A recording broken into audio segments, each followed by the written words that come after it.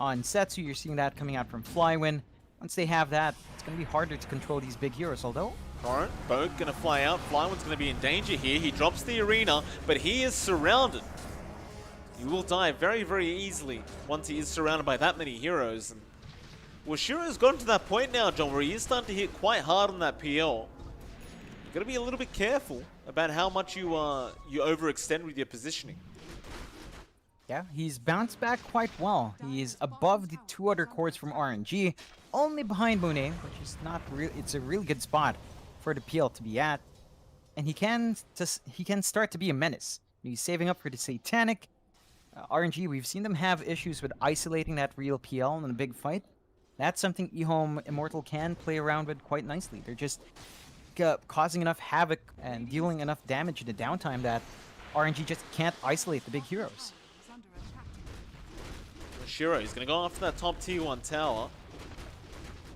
Meanwhile, there was going to be a fight breaking out, but everyone just kind of runs. Still Shiro, he's been left up top by himself. He'll go for a TP, but a nice spear there with the scouting from September. He'll doppel, try to make a run for it, but now Monet's there with the swarm. And Shiro, understanding there's no way to survive this, will just try and fight back. But you really can't. Nah. It's a nice pickup for RNG. Does mean that you're not seeing that PL for a minute, no buyback there, so they can easily secure another tier 2 if they wanted to. Are setting up on the top lane. You see Ehome just stick around bot, trying to find her own farm.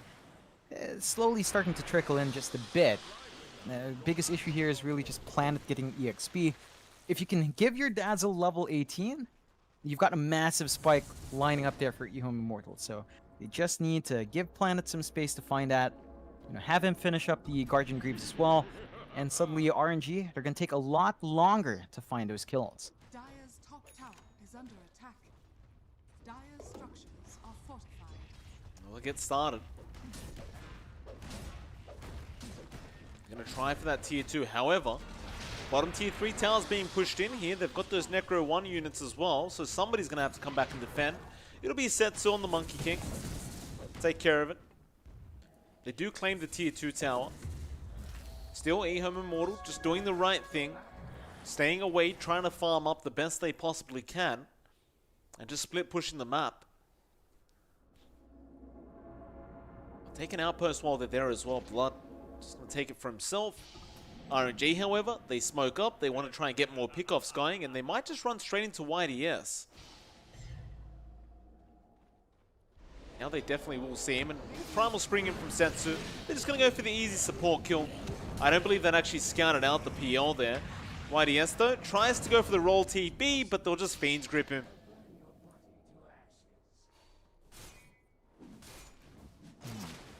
It's buying time for Ehome to farm elsewhere. So it's not the worst sacrifice to make. You know, you're seeing build up in blood. It's going for, I believe that's his BKB he's saving up for. Fairly close to it. You've got enough time on the Planet that he has the Guardian Greaves. So that sustain is going to kick in. Really still want to see that level 18 on the Dazzle, but this is a start. And of course the farm on Shiro, just the Reaver away from the Satanic. So you've got a lot of sustain now coming out here. You're going to lose easy Q though. Yeah, you are. That's fine. He's going to get the Ghost Scepter off. Maybe that's enough? No. Brain Sap is there from Super. He will secure the kill. And, well, they're getting to that point now where they might think about going high ground again very, very soon.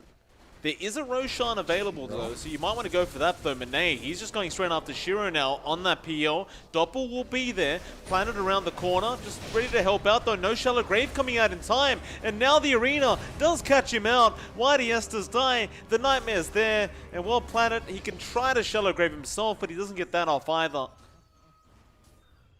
And, well, Flywin's up on the high ground. They've still got a tier 2 tower down at the bot lane. So they can't quite go for that.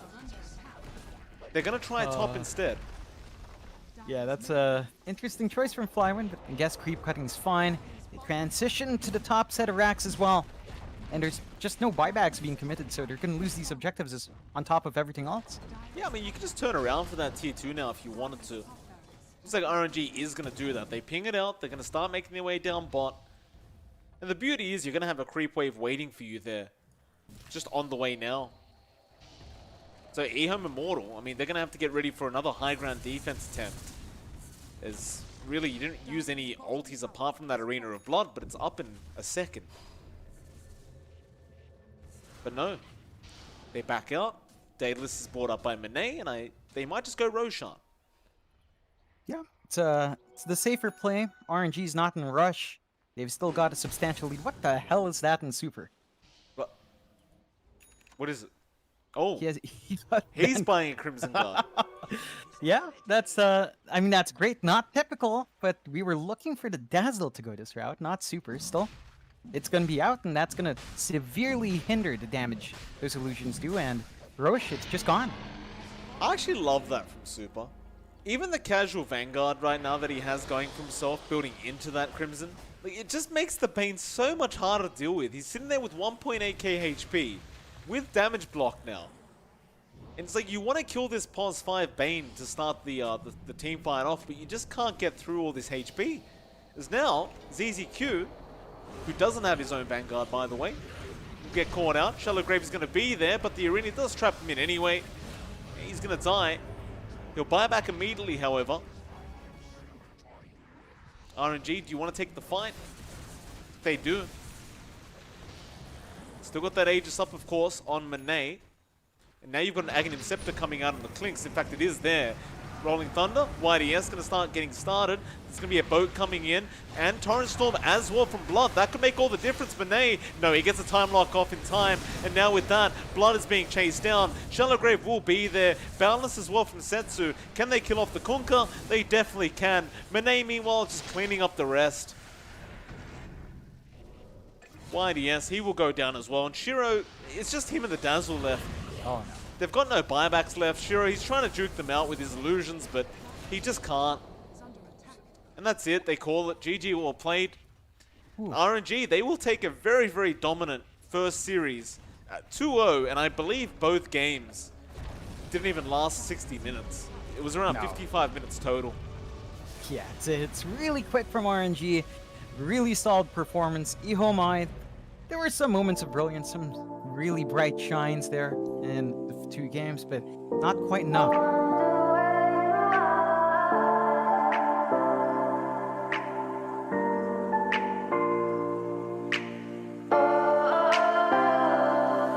We are dreaming in the dark. We are nothing more than dust.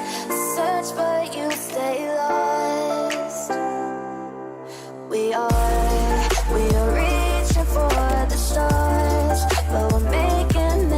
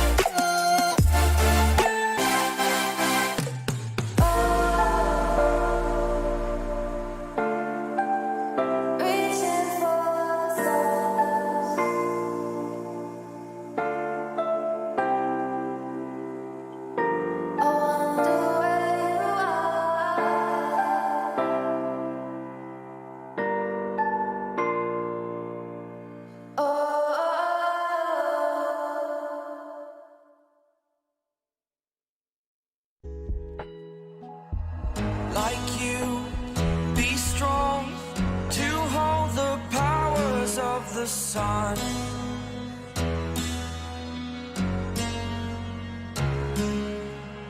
To dream, believe in strength. Now I'm the only one, only one.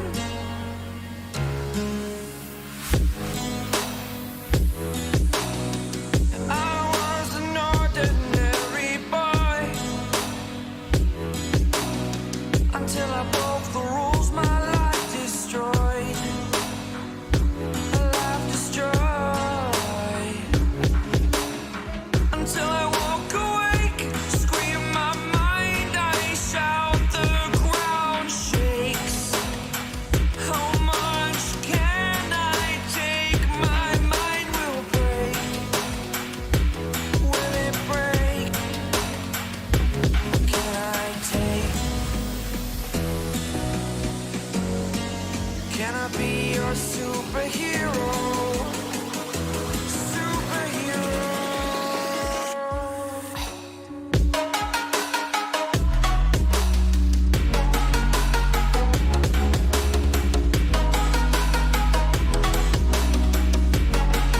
Can I be your superhero? Superhero. Superhero.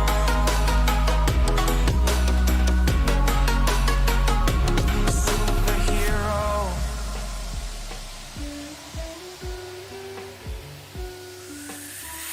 Fly away.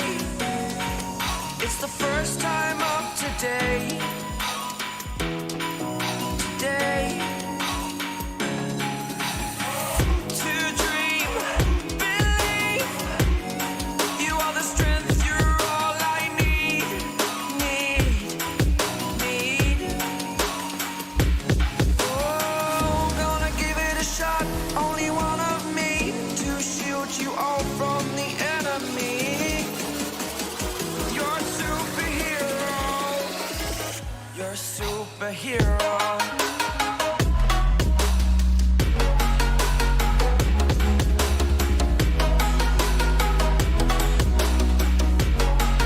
Can I be your superhero? Superhero.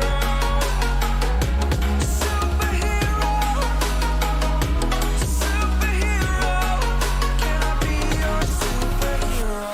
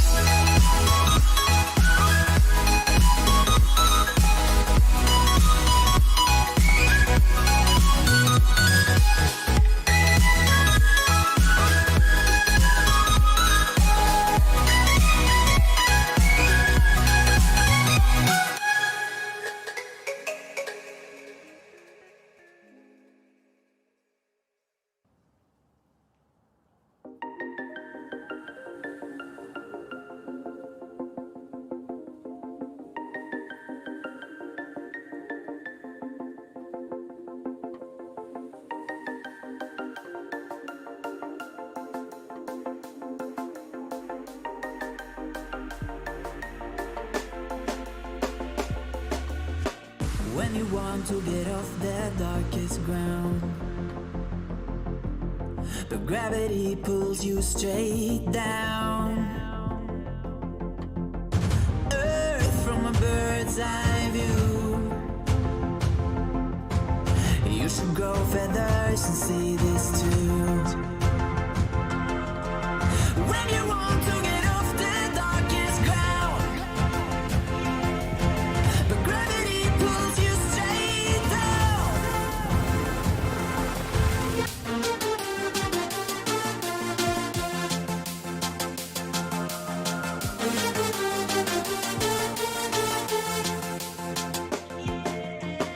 When you want to get off the darkest ground, but gravity pulls you straight down.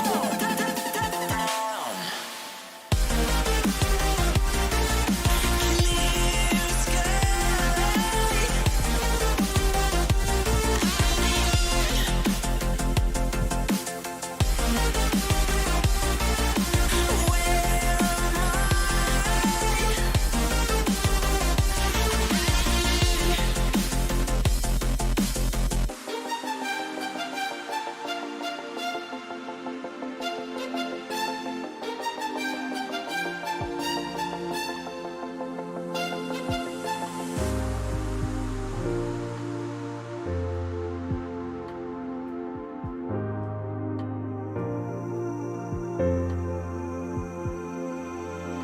When you want to get off the darkest ground,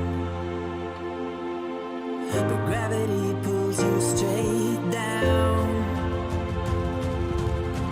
Earth from a bird's eye view. You should grow feathers and see this too. When you want to get off the darkest ground, but gravity pulls you straight down.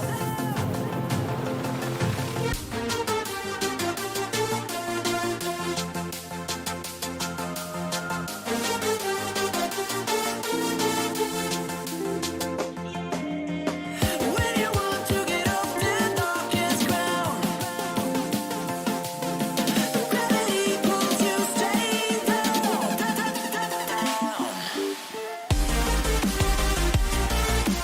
Clear sky.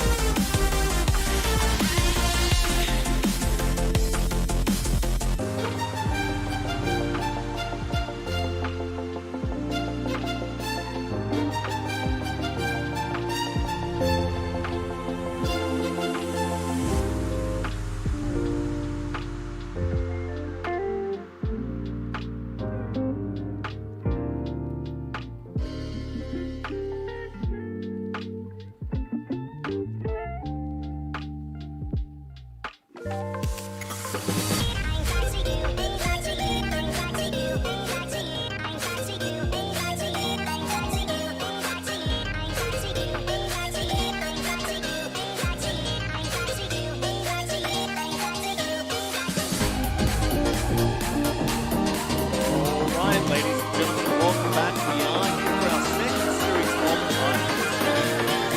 game. And welcome back, sir. I'm back. Hello. Thank you for having Are me, you man. back, sir? It almost sounded like you were still coming down to sit on the chair or something. No, I'm here, and the second series, this one should be a bit closer. VG versus IG. Historically, this matchup has been very close to 50-50. I believe it is a slight edge for IG overall, for VG overall. It has been back and forth. So, let's see what they bring out here today. We've already got the opening piece for IG. They do start with the DK. And that's a pick that they've seen really stay in the scene for a long time. A lot of flexibility, whether or not to run it in off lane, mid, or in rare cases, or in the long, definitely possible. Quite open for IG. For draft, open to whatever else they want.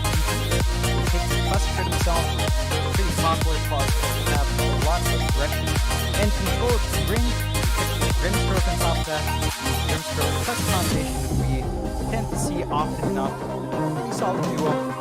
No surprises there, and it's just a great foundation for the back. Well, that's the Mirana. It's not this kind of interesting dynamic now of the Dragon Knight Mirana. If you did want to run the DK in the off lane, it could be actually pretty potent with that +4 Mirana coming in with the arrow after the Dragon Tail setup. Vici Gaming, though, I do like their this kind of bit. You already kind of talked about it a bit from that plus Grimstroke can be quite devastating to have to play against, especially in those earlier stages. I suppose just have to wait and see where this draft's going before you can really comment too much. The thing is, though, opening with that support duo plus Grimstroke, while it is strong, you've kind of shown your hand for that support duo. That can be a little problematic. Yeah, it's something that happens when you start with your two supports first. There are gaps there that IG could exploit. I think the Mirana is a pretty good pick for that. Like, you don't have the best stuns to keep the Mirana in place. You're going to be relying mainly on the Snowball, maybe an Ink Swell if it does catch on. But beyond that, Mirana will have a lot of opportunities to kind of jump out. Fairly difficult to lock in and without other picks like that as well. Have to maintain to make interference.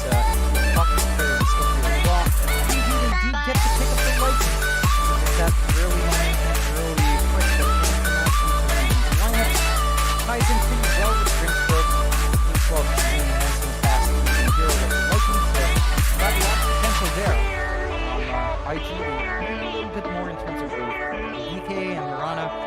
Can kind of get that done, but we're looking for much more solid control to keep that lightning pin in place. Yeah, I mean, these aren't the guys that are going to be able to really take out the lightning getting up on the high ground. Like, need something else that's really good for the distance.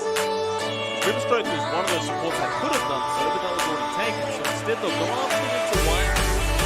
They'll put that curve and have the support against the platform. And now they go for a dash. They just kind of double the channel. Dazzle is you can just shallow grave. Assuming you have the range. Oh yeah, it's a great pick into that when you're wiring. You just have to be cautious about your spacing, but Dazzle really does pump up the push. Pull out. They've got great sustain with the Dazzle here. Key thing is timing. If you want to get the Dazzle space, having get that early farm to the momentum on 1, to the max 3. You can hit that level 18 mark. All the best you'll have to watch out. IG, they're wiring the up here for that lightning. Dazzle has great deep push as well. Splinter Blast can really start to hurt those creeps pump out with the lightning. So that's one way to slow down the push from top of the DK and Mirana. So looking fairly well balanced from both sides. Really down to how IG wants to build around the Winter War. You've got the Winter's Curse. Maybe look for something that helps you pump out a lot more teamfight.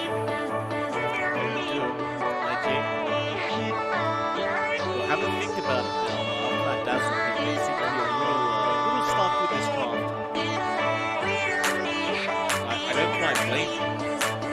Jordan is a very difficult draft to go into. That's a far better right now, right? I can't actually wait for these guys.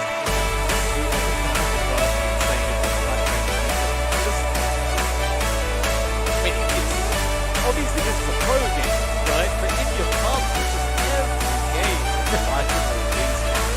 That's just always these necro units running at you constantly. They'll go for the Ursa. Alright, see, we've got that Battle Fury Ursa. We've seen this many, many times now, especially in SEA.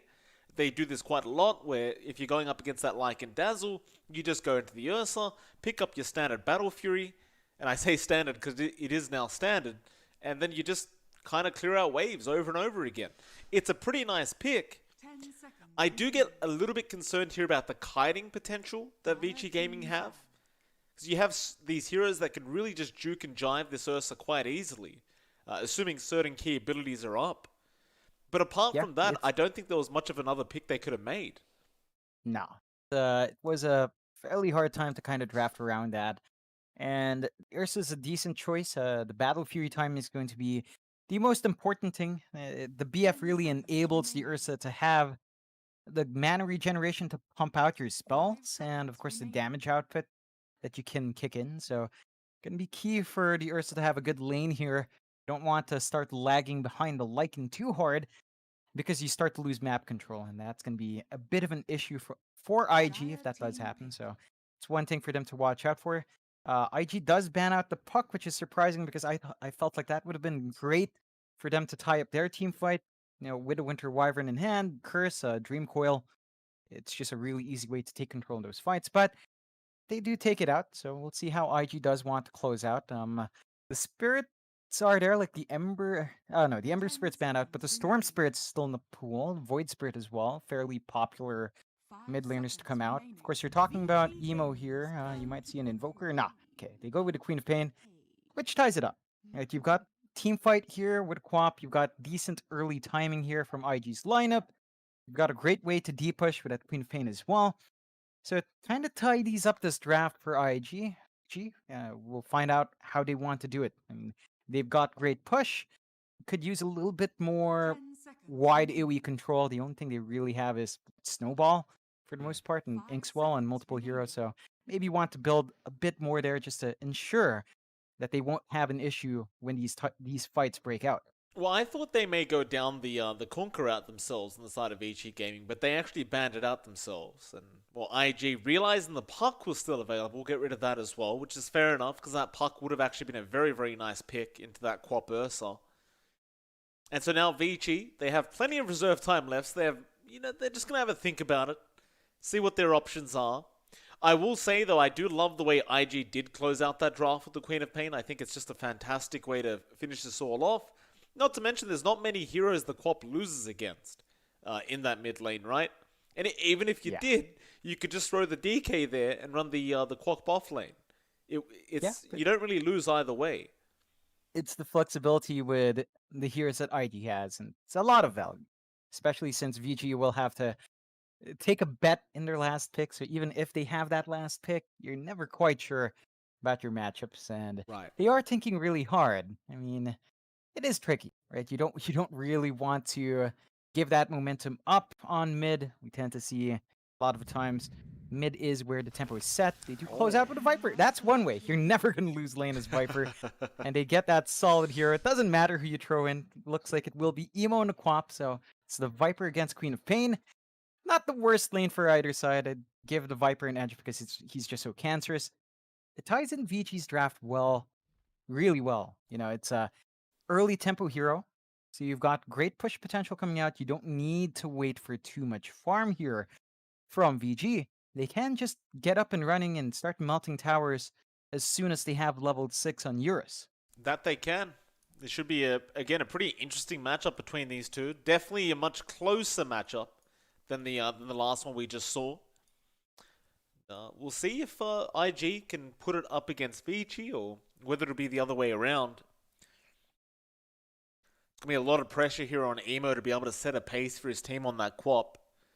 For sure, but it is just so challenging going into that Viper in the mid lane. See if Emo can do it. I mean, I don't even know how you do it here. Like, the best you could ask for as the Quap is to just trade farm evenly up against the Viper. Pretty much. Yeah, I don't think you want to trade too often in terms of hits. You do have Blink. Maybe you can play on the edge, blink out, but I don't really think that's what you want as a Quap. So look to the Quap to just try to maximize farm.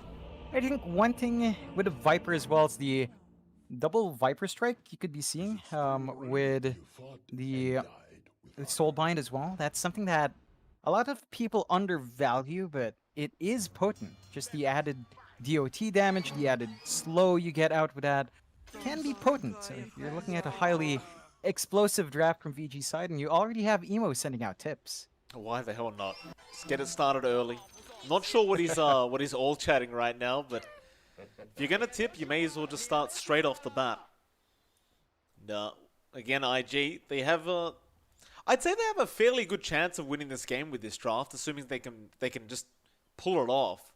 I still believe the main problem here is going to be Ori on that Viper. But they have gone really all in that early to mid game here, Vici Gaming. Like, late game, I just don't think the Lycan holds a candle up to that Ursa. Oh, And, yeah. Vici Gaming, they've smoked up. They did break the smoke on Ollie. So we're trying to find another target. Seconds to battle. They'd love to try for flyfly, but they may have run out of time here. In fact, yeah, the pings came out. They may have just spotted this with the outpost. And so PYW will just go ahead and take the outpost now that they understand they may have been caught out. Yeah, it's not the biggest waste. I mean, it's that initial first blood you seek with the Tusk pickup. Just doesn't quite come out. They do manage to spot this ward drop, though, down mid. I believe they did see that one happen, so they could go for the D ward later on, but looks like they will have to just split up and probably not even go for that tri-lane. Yeah, they send DY straight bot, so they're not seeing that tri-lane rush for first blood here from VG. I'm kind of shocked as well that they went for the double observer ward in mid lane for IG. Like, they're really trying to secure this lane for Emo. I guess that is the point, though. If Emo can win this lane somehow, or even just trade evenly, then he can set a pace that Vici Gaming may not be able to control. So you don't really have the catch. You mentioned this in the draft phase. Like, there's very, very limited catch right now for this Queen of Pain, and Ori is actually taking so much harassment early on. He went for the level 1 corrosive skin over the poison attack, and well, now with the poison attack, he can try to punish Emo for all that harassment he had earlier on. It looks like Ori was already kind of prepared for this. He brings out a very early salve. Yeah, it's a bit tricky, but in the end, I mean, Ori's already starting to pull just slightly ahead. He can regen through it. It's really just down to how far does Emo want to push his luck against that Viper. It can be a bit tricky, and you do see that D ward coming out from Ori. Again, that early rotation does still net them that Observer ward win, which means Emo is gonna have to rely on just one ward to spot the rune. Bot lane DY really giving it to JT there on that DK. Has been killed. Flyfly, or rather Kaka, still giving it to DY though, but the auto attacks of the Mirana is just not really as effective as the Grimstroke, it seems. Of course, 51 damage on that bottom. Not really too influential in the laning phase. However, Yang up at top lane was left alone for quite a while, and it looks like it does not pay off. Flyfly does end up getting the first blood. That's a really nice pickup for IG. Just giving Fly that early start means that his initial farm into his starting parts for the BF is going to be that much faster, and we mentioned it from draft, but Fly's B Battle Fury timing is going to be key for IG to match that aggression VG wants. Well, nice counter kill there from Vici Gaming now onto the DK. Well, Kaka, he made the rotation down mid. Now, they must realize he is mid here. Kaka did not try to help out that DK whatsoever. But unless you land an arrow and it's a long duration stun, you're not getting this kill on Ori.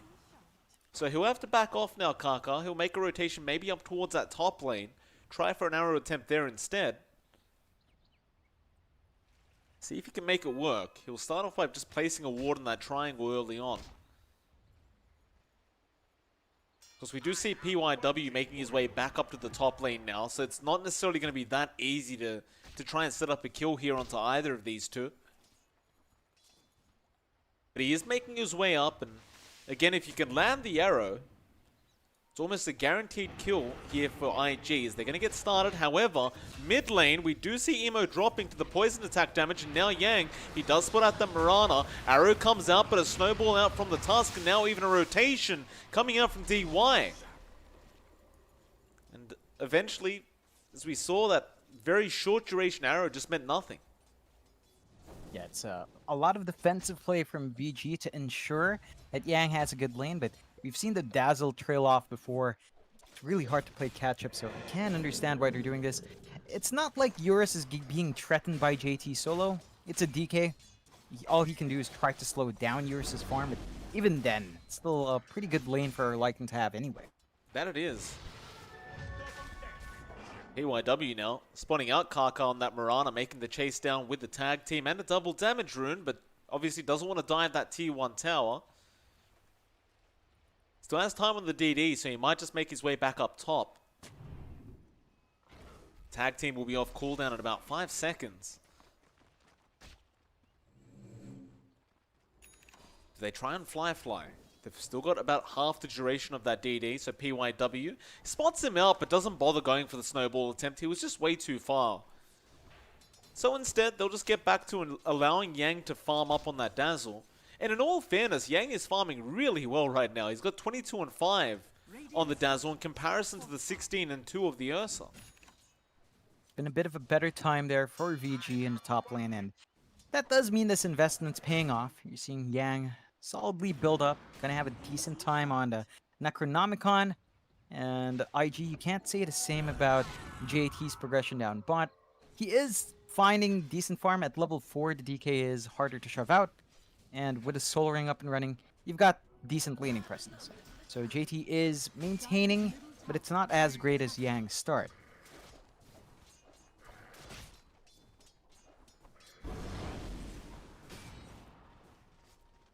They're trying to just continue to slow down Eurus here. JT doing his absolute best, and is actually doing a great job of denying out creeps here from Eurus.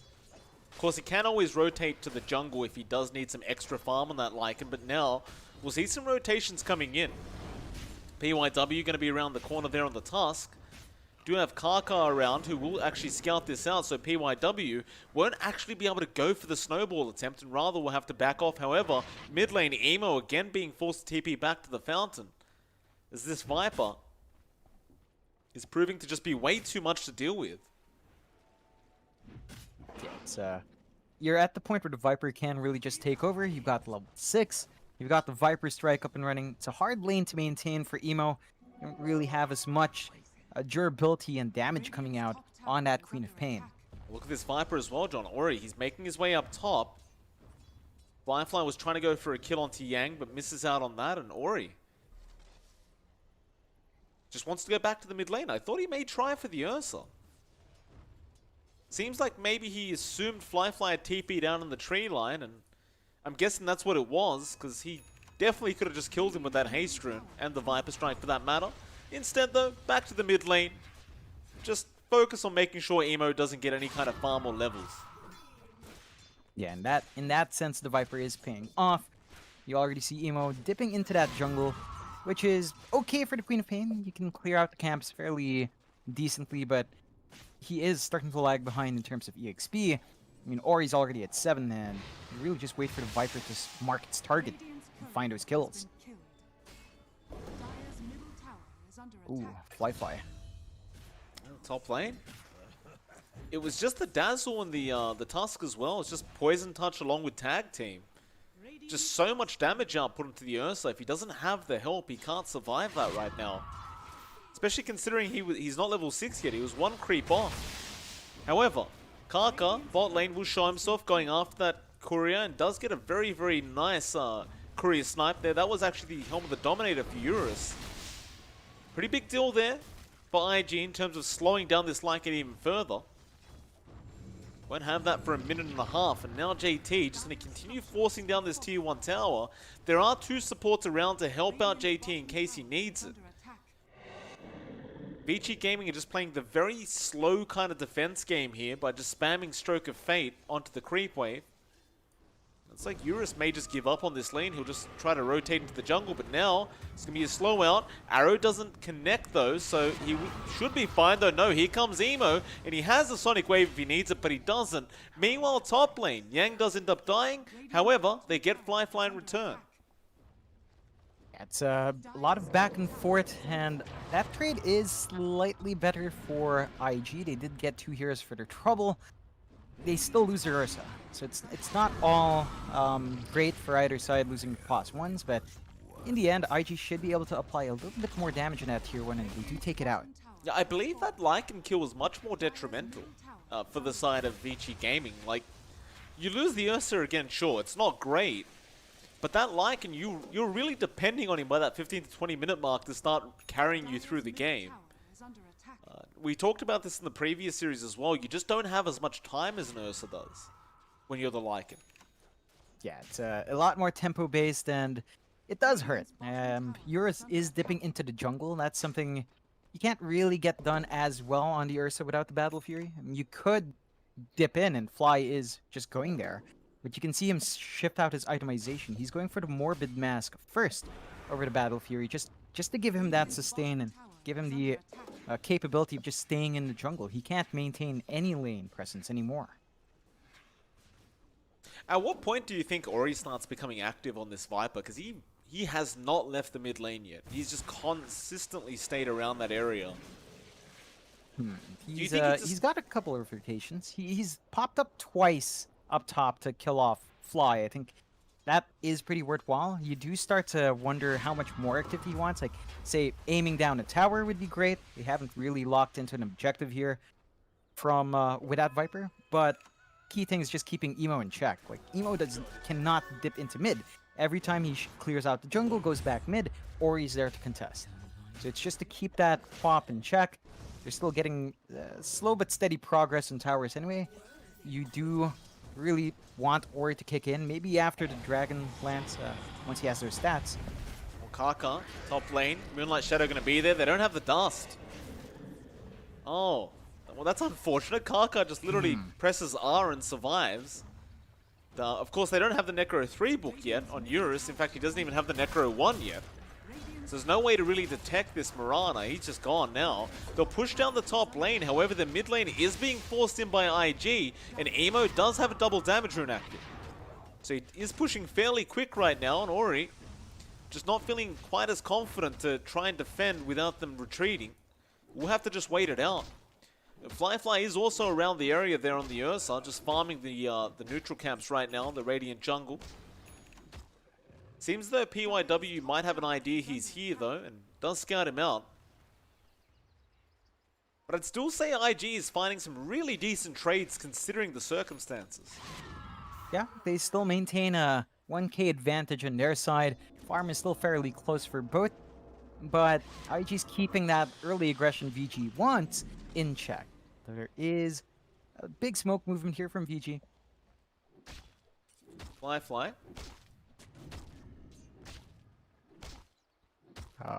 Just a ward being placed. Yeah, they know he placed it. They just saw him do it. Like, it's... But I understand he was smoked. You know, Flyfly definitely knows they were there. Mid lane. Looks like Yang's trying to set up here for a tier 1 tower push in that mid lane. He's got the Necro 1 book up on the Dazzle. So you have the secondary book coming now onto Eurus very, very soon. IG, they're just going to keep buying themselves time. There's no rush for them. Just keep pushing out waves, keep forcing rotations. JT hasn't left the bot lane either on that DK. Like, he just keeps pushing in the lane and forcing these defenses out for that tier 2 tower.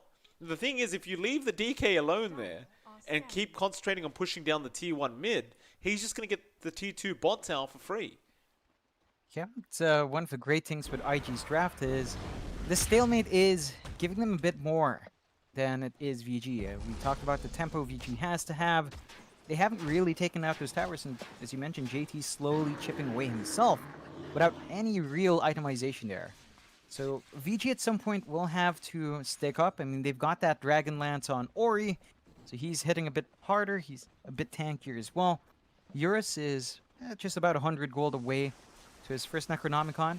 Maybe that's all they want. Necronomicon 1 and Helm on Eurus. Once they pop that ult, you can run basically any hero down at this point in the game. It's a matter of whether he will, though. We see a lot of Lycans, they tend to prefer to just go for the Necro 2 or 3 book first before they really start wanting to fight, but you never really know. If the opportunity arises, you just start running. Eurus is there with the rest of his team. Perhaps they do make that play. Eurus will just happily show himself up at that top lane. Kaka trying to get a bit of wave clear going already with the Starfall. Outposts are being traded, although JT got caught in the shards, and now PYW will cancel his TP off. Do they have dust? They won't need it. And luckily they got the kill before he ended up TPing out. They didn't have the dust available. Eurus. Yang, Eurus, he does end up dying, and now a great Sonic Wave out from Emo. Shallow Grave is there with the TP. Yang should be able to get out, but DY will not be so lucky. He will go down on Eurus.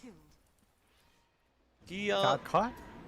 That was the Winter's Curse. The bad thing was the Dazzle was caught in as well. Yang could not space himself out that he could cast a Shallow Grave, so the creep army just took down Eurus, and that's one of the dangers of this draft. We mentioned it from the drafting phase. You have to be aware of that spacing, and they weren't. So good punishment from IG. Opens up the Roche for Fly to go into. With his Morbid Mass, he most certainly just do it himself. Yeah, this is a real concern here for Vici Gaming now, because you've kind of just played into the hands of IG, and that early start you had, I wouldn't really say it's there any longer. Like, there's a 2k net worth lead that's just been slowly increasing for IG, but when they've got the tower advantage as well, it's a problem. They're about to have it, that tier 1 top tower going down. However, they do get JT down at the bot lane, and now Eurus, Radiant's top tower is he wants to try and trade. Radiant's top tower. Stun, gonna connect on the Wyvern, but you're gonna give 200 gold away there to flyfly. Gotta be careful with those dominated creeps, and well, flyfly is gonna scan out Yang. We'll make the Earthshock jump, but now PYW comes in, gets the Walrus Punch off, and that's gonna be the Aegis. However, Curse is gonna be there as well. Flyfly, do you want to turn or do you want to fight? He will just try and run away. Dire structures are fortified. So Eurus now will just go for the direct trade of the T1 bot tower. Radiant's It's going to be a straightforward pickup. They did manage to expend that big Winter's Curse as well. So IG's counterfight potential here is limited. Have to give that away. Does give some space for Emo to try to split push up top, but really not much you can really do in the pop at this point. And IG again are forced to just kind of be defensive. One big issue right now for IG is JT's not tanky at all. The moment the Viper lands his Nether Toxin, you don't have your passive. So it's really squishy. Oh, Flyfly, they were still waiting on the high ground in the exact same spot. And there was no vision there to scout that out for the side of IG. So they must have assumed they just left. They hadn't though. Now, well, mid lane, at least you get the tier 1 tower, but already at least gets the deny off. So you deny that gold away. Nemo, well, he'll be safe. He'll just pop a regen rune and be perfectly fine. But that mid tier 1 you just got, Vici Gaming is probably going to find the direct trade once again. Their lineup just pushes way too fast for IG to stop it at this point. And they do isolate Eurus out. Ori, or rather Ollie, excuse me, is in a bit of trouble. He will just get away now.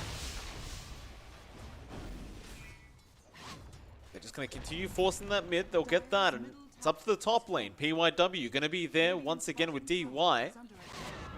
Emo, you'd love to be able to get this quap. Eurus is ready in the wolf form. Do they find him? Yeah, they got the silence with the stun, and now the Walrus Punch. Eurus's wolf form was not required.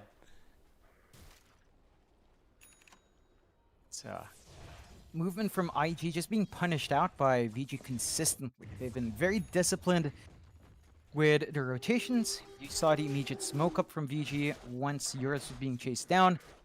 IG, they can't really fight like this. They keep going in without the Elder Dragon form, without the lockdown. These big targets, they don't do enough burst in their quap, so they're losing out just a bit in this early game. VG, they need to keep that aggression up. They can't relent, but so far so good. They're invading that jungle. Well, Flyfly gonna spot out PYW. They do have the snowball, but it'll start off with the Walrus Punch, and now the silence. Here comes Eurus. They also get the Soulbind onto Ollie. He's just being forced back. However, PYW does go down. Now the buyback immediately coming out. They do trade by getting the Ursa. Now Yang gonna start going forward on to Emo, but of course he will just blink out. Still, Ollie's gonna be in trouble. He's still being chased there from DY. He'll be okay, although maybe not. The shards do connect. A great snowball as well, dodging out that sonic wave out from Emo. They won't be able to kill the Quap, I don't believe. Now Moonlight Shadow will be expended. Vici Gaming still pushing the top lane. Eventually, though, coming back in. Emo, that might be too fast, sir. He does use up. Can he survive? Snowball to cancel off any form of blink attempt, and well, he almost got JT as well in those shards. Radiant's bottom tower Now is Kaka under attack. gonna be chased down. Yang does spot him out. Do you want to bother? Do you just go for the tier 2 tower?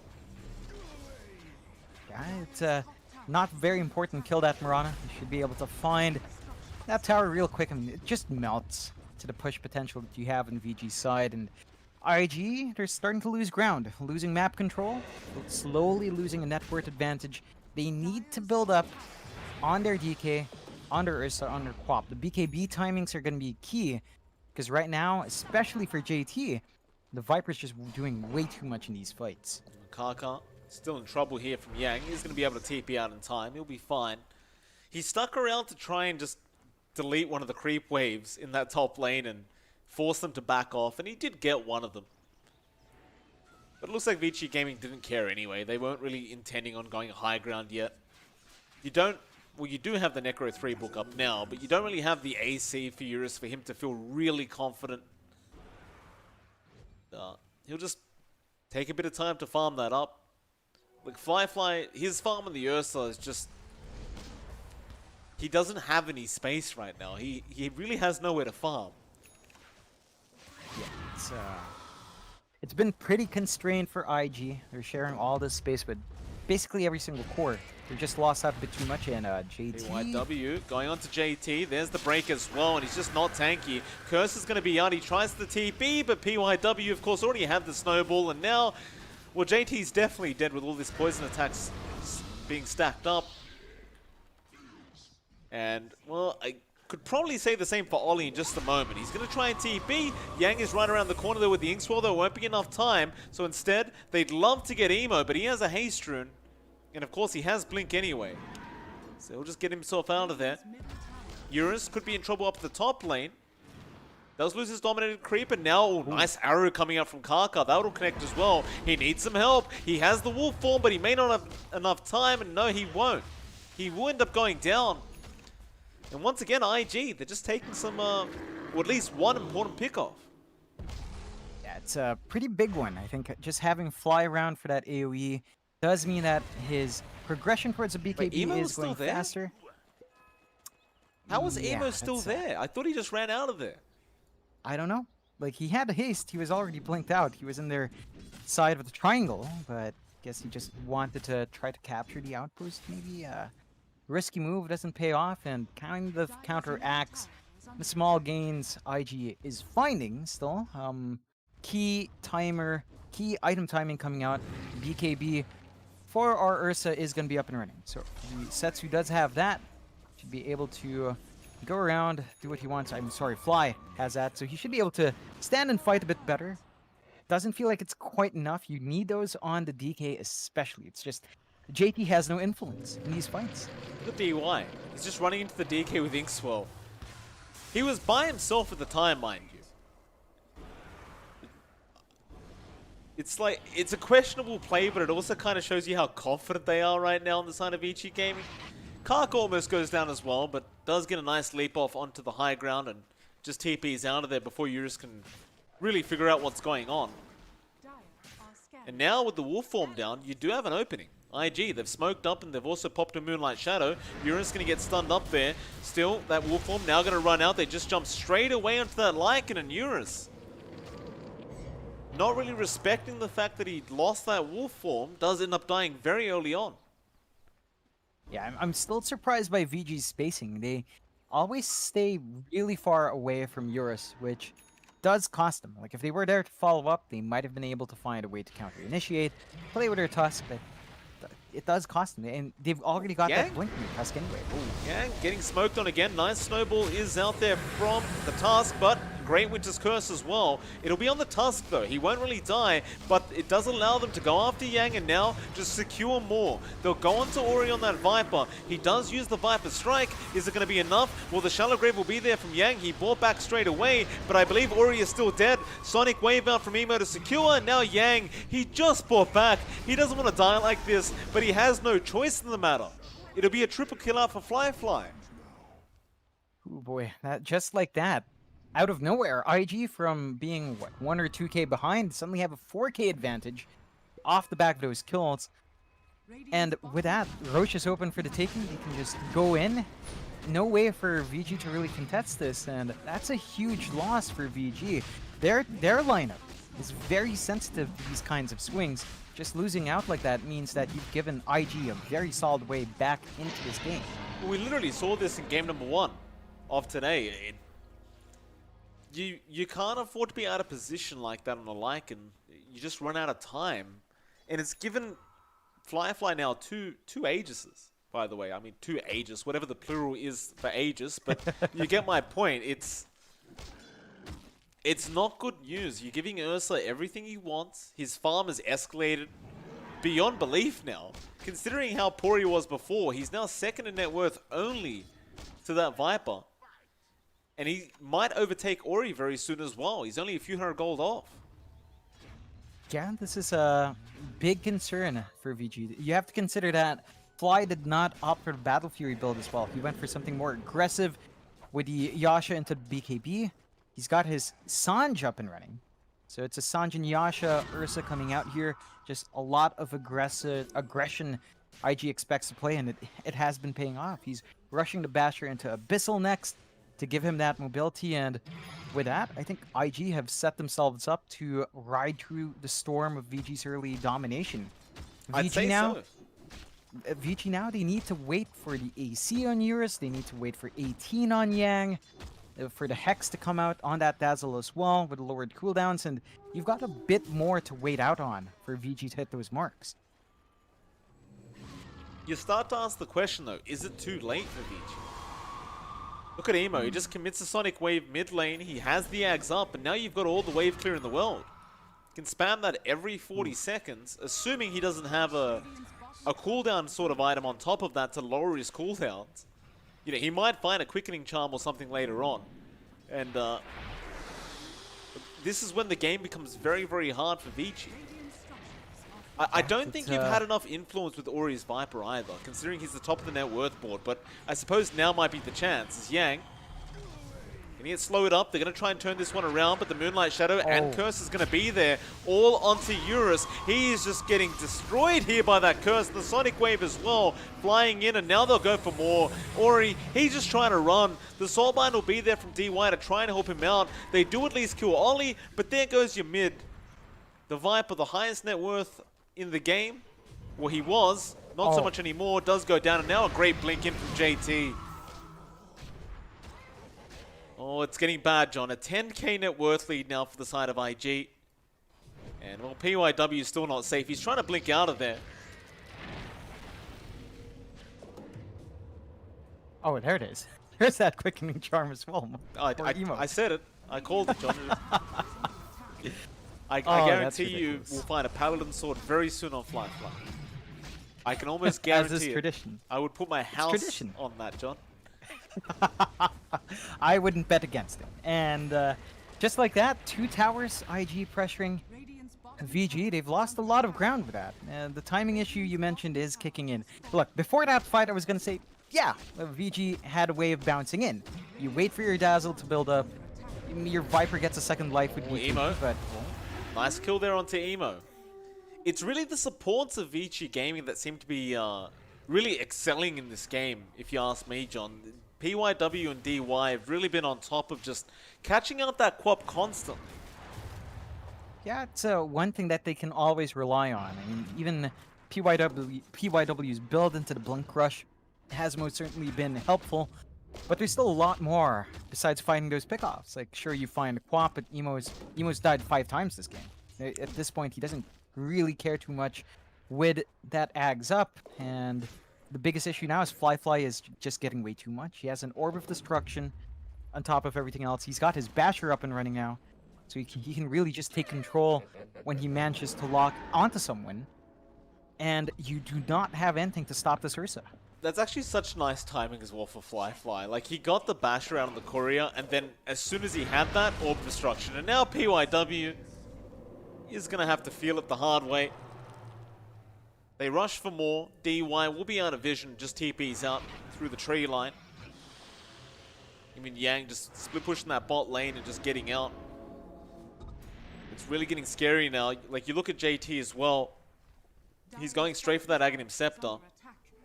Once you have that Black Dragon up, it gets very, very hard. Like, the amount of splash damage that Black Dragon has, along with the other benefits, it's kind of ridiculous. It is. It really kicks the DK into a second power spike, and it's just going to be mid lane. really massive. Oh.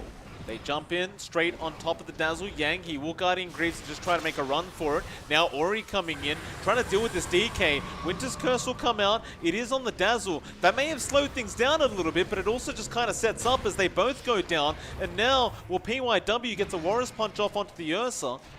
That'll actually stop them from chasing. I apologize for the lag, by the way. It's classic Australia to China server lag. Oh boy. Yeah, it happens still. It happens all the time to me. Still a 14k advantage now for IG. 15k make that, and they're just taking over the map. There's not much room left for VG to find farm. They need a lot more. And the emphasis is really starting to be on Yang to help sustain them all. It's just, look at the discrepancy between Yang and JT. JT had the much more boring lane, right? Like, he didn't have supports around to watch for him. He's at level 20 now. His Ags is just about 700 gold off. Compare that to Yang. He's at 15, turning 16 soon. Just about to pick up a 4-staff. Has to save up a lot more for the Hex. Is 2 levels off his 18 mark. So it's just been a massive swing for IG, and VG, they need to find that space again. They need to start reinvesting on the Dazzle, because you're really relying on him to just keep everyone alive and stalling the fights out long enough to make a turnaround. He's already queued up that Scythe of Vice now on the Dazzle, which I do believe they're going to need quite desperately. Eurus does also have the AC up, as well as a nice Titan Slither for himself. Actually keeps the Spider Legs, because he's just running brown boots. I guess the Spider Legs are just a nice addition when you don't have that wolf form up. And so Vici Gaming gonna just remain grouped up. IG look about ready to try and go for another big team fight. Like, you definitely want that Satanic up on the Ursa first, if you can afford to just go down that route. But well, then again, the way flyfly is kind of posturing here, it almost looks like he wants to just fight now. I wouldn't quite blame him either, considering they're 19k ahead in terms of net worth. There's that axe as well. On to JT. Ooh. He doesn't have the dragon form, so this is actually going to be a really nice time to fight. Kaka does get caught out. They do cold embrace him up. You've got the curse there if you need to try and turn this. Ori could be in trouble. Sonic Wave out from Emo. Now the Moonlight Shadow is there as well. Kaka will buy back immediately. DY will die on the Grimstroke. Now they lose Ori as well. And, well, they've got the Lycan there with the Winter's Curse. He's trying to hold Eurus down. Now with the Dragon Tail as well as the arrow flying in. They just have so much control. A nice snowball out, but he's going to be losing that wolf form very, very soon. In fact, he already has. He gets Shallow Graved up now, but is it going to be enough? Eurus doesn't really look that way. JT is on top of him. He will die. And now poor old Yang. He was just trying to help his teammates out. It will cost him. Sonic Wave coming out from the Quap once again, and well, DY might get himself out of there. JT is still chasing. Kaka gets PYW, and they're going to make it a full team wipe now with the free pathing out from JT, and they call GG. Ooh, okay. I mean, they did miss their timing, right? Like, we were talking about that, but the Lycan just can't match up against this anymore. So, yeah, that's it for them. Game 1, going IG's way. It was pretty solid for VG early on. They were maintaining that lead, were finding the better exchanges. They just let it drag on a bit too long, and they really didn't do too much with Ori's early spike in that Viper. No, they did not. The thing was as well, like, I was kind of shocked to see that early GG call, but then you look at DOTA Plus, and it was already sitting at 99% as the team fight was going on. It was kind of like, you know, it made enough sense. I mean, you already kind of mentioned it, but you missed the timing of the Lycan already. The Viper just drops off so hard. It doesn't do anything at that stage of the game. I guess we'll see what Vici Gaming do to switch it up. Of course, John, I'm going to have to reset DOTA and hope that fixes the lag issues that I'm having with connecting to the Chinese servers. I don't think it will, but hopefully it does. It is MLP Dota and it is John X Fire, and we'll be back in about 10 minutes for this second game of this best of 3 series.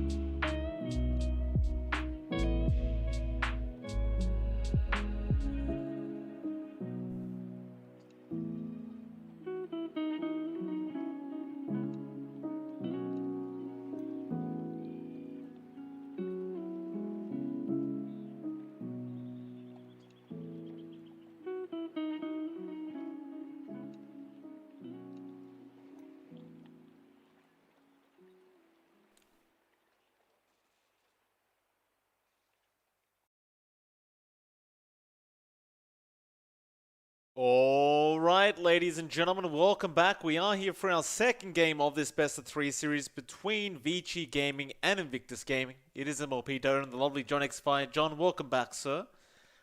I'm sure you noticed, and I've noticed as well, that there's been a bit of chat in the there's been a bit of Twitch chat going on about what happened that game. What was the problem, John? Could you explain it for us? Oh man, it's tricky to explain. There was a lot that went wrong, right? Eurus getting caught out top 3 times in a row was one of the biggest issues there. That was really the point where IG was rolling back. They were getting a lot of farm from the summons as well. Early on, VG had better lanes. They completely shut out JT, right? Ori just completely melted that DK, but 10 with those seconds kills, they were remaining. bleeding off on their Lycan. They weren't finding objectives, 5 VG. seconds IG was just taking their time. They got farm and fly. They took the Roche. They took the Roche again. And they just took control. At that point, VG was too far behind with their draft. And they had a very tempo-sensitive draft. The moment they lost that melody on their end, well, the music just fell apart. So IG just took over. They became the conductors and started setting the tone of that match. And VG has to be very careful when they run a draft with Lycan like that. So we'll see just how they shake it up. Do you I think the wouldn't Viper want- did enough that game? Like, No, I think definitely Ori, not, no. obviously he was melting the DK. We all saw that. But that's kind of what the hero does anyway, right? Like, it doesn't matter if you play amazingly well or not. It's just Viper versus DK. In the early game, just beats DK. There's no real question about that. But he did camp the mid lane for quite a while, which I can appreciate because you're forcing Emo to just go somewhere else to get farm. But that's not what he did. He just kind of rotated and found kills instead. Yeah.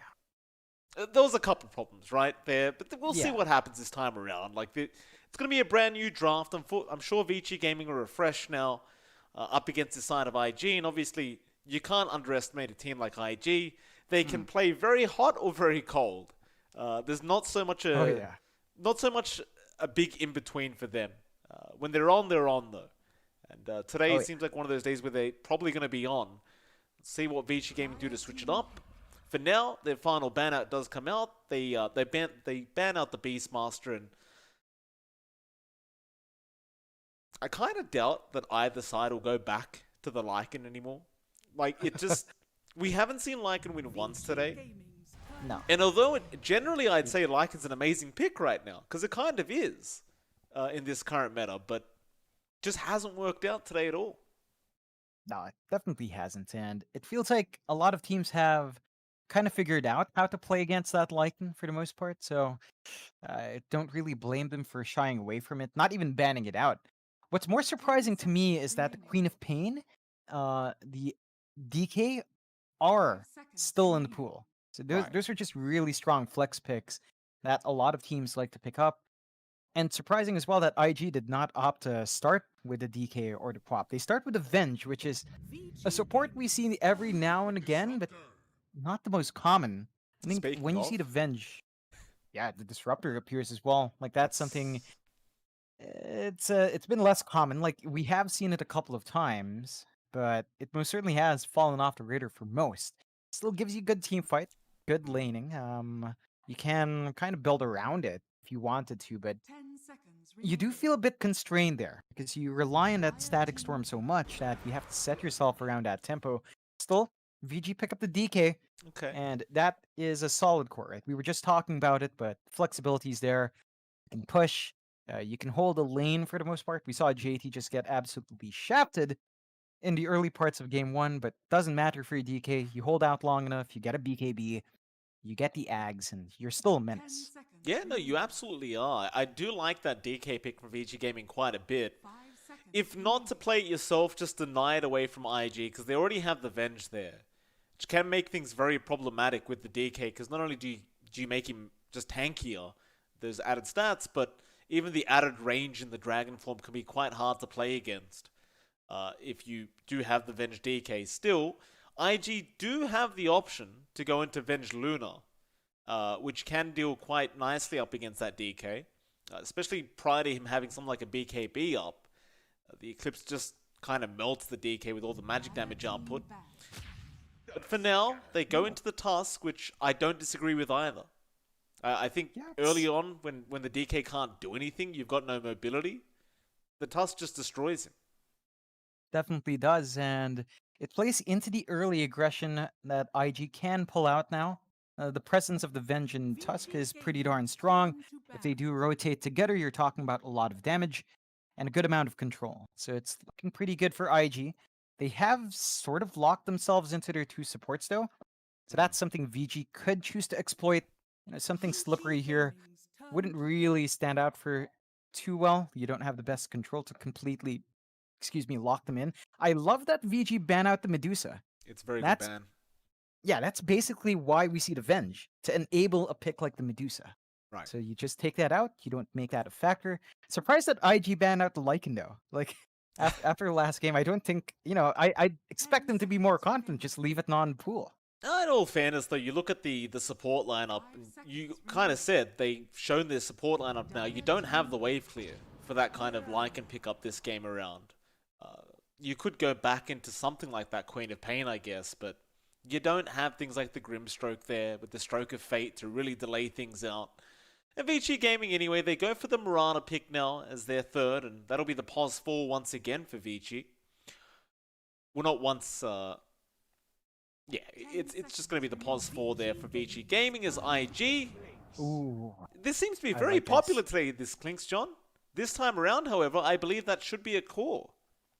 Yeah, I like it, though. Like, it really fits in with a lot of lineups. It helps you play fast, it can push towers, it doesn't need too much farm. It plays in that early aggression, and it's a really valuable pick. It can scale insanely well if you find those kills with Death Pact. So the potency for just keep finding free damage is always there. You combine that with Avenge, with the aura the Venge brings, the armor reduction the Venge brings as well. This is really potent here from IG. You look to them to play a lot faster with this lineup, really try to find early kills, early objectives with these three heroes, and VG, they've got to be a bit careful. They don't have the best lockdown. Like, you've got Kinetic Field, Static Storm, and Disruption calling back, but you don't have the best holds. Dragon Tail and Arrow is it. So you've got to be a bit leery in terms of how long you can keep a single hero pinned down. They kind of fix that with the Mars. Right. So you've got some great frontliners here that are really tanky. The DK and Mars, they're going to be able to stave off some of that physical damage coming out here from IG. But IG could just opt for a magic hero coming out now just to burst through these heroes. That they could. It's going to be a matter of what they want to go down. You know what? One pick that really looks nice for IG right now is probably the Necrophos. Can be a bit challenging into the Disruptor, but you've got a Mars, you've got a DK. Reaper Scythe destroys both those heroes.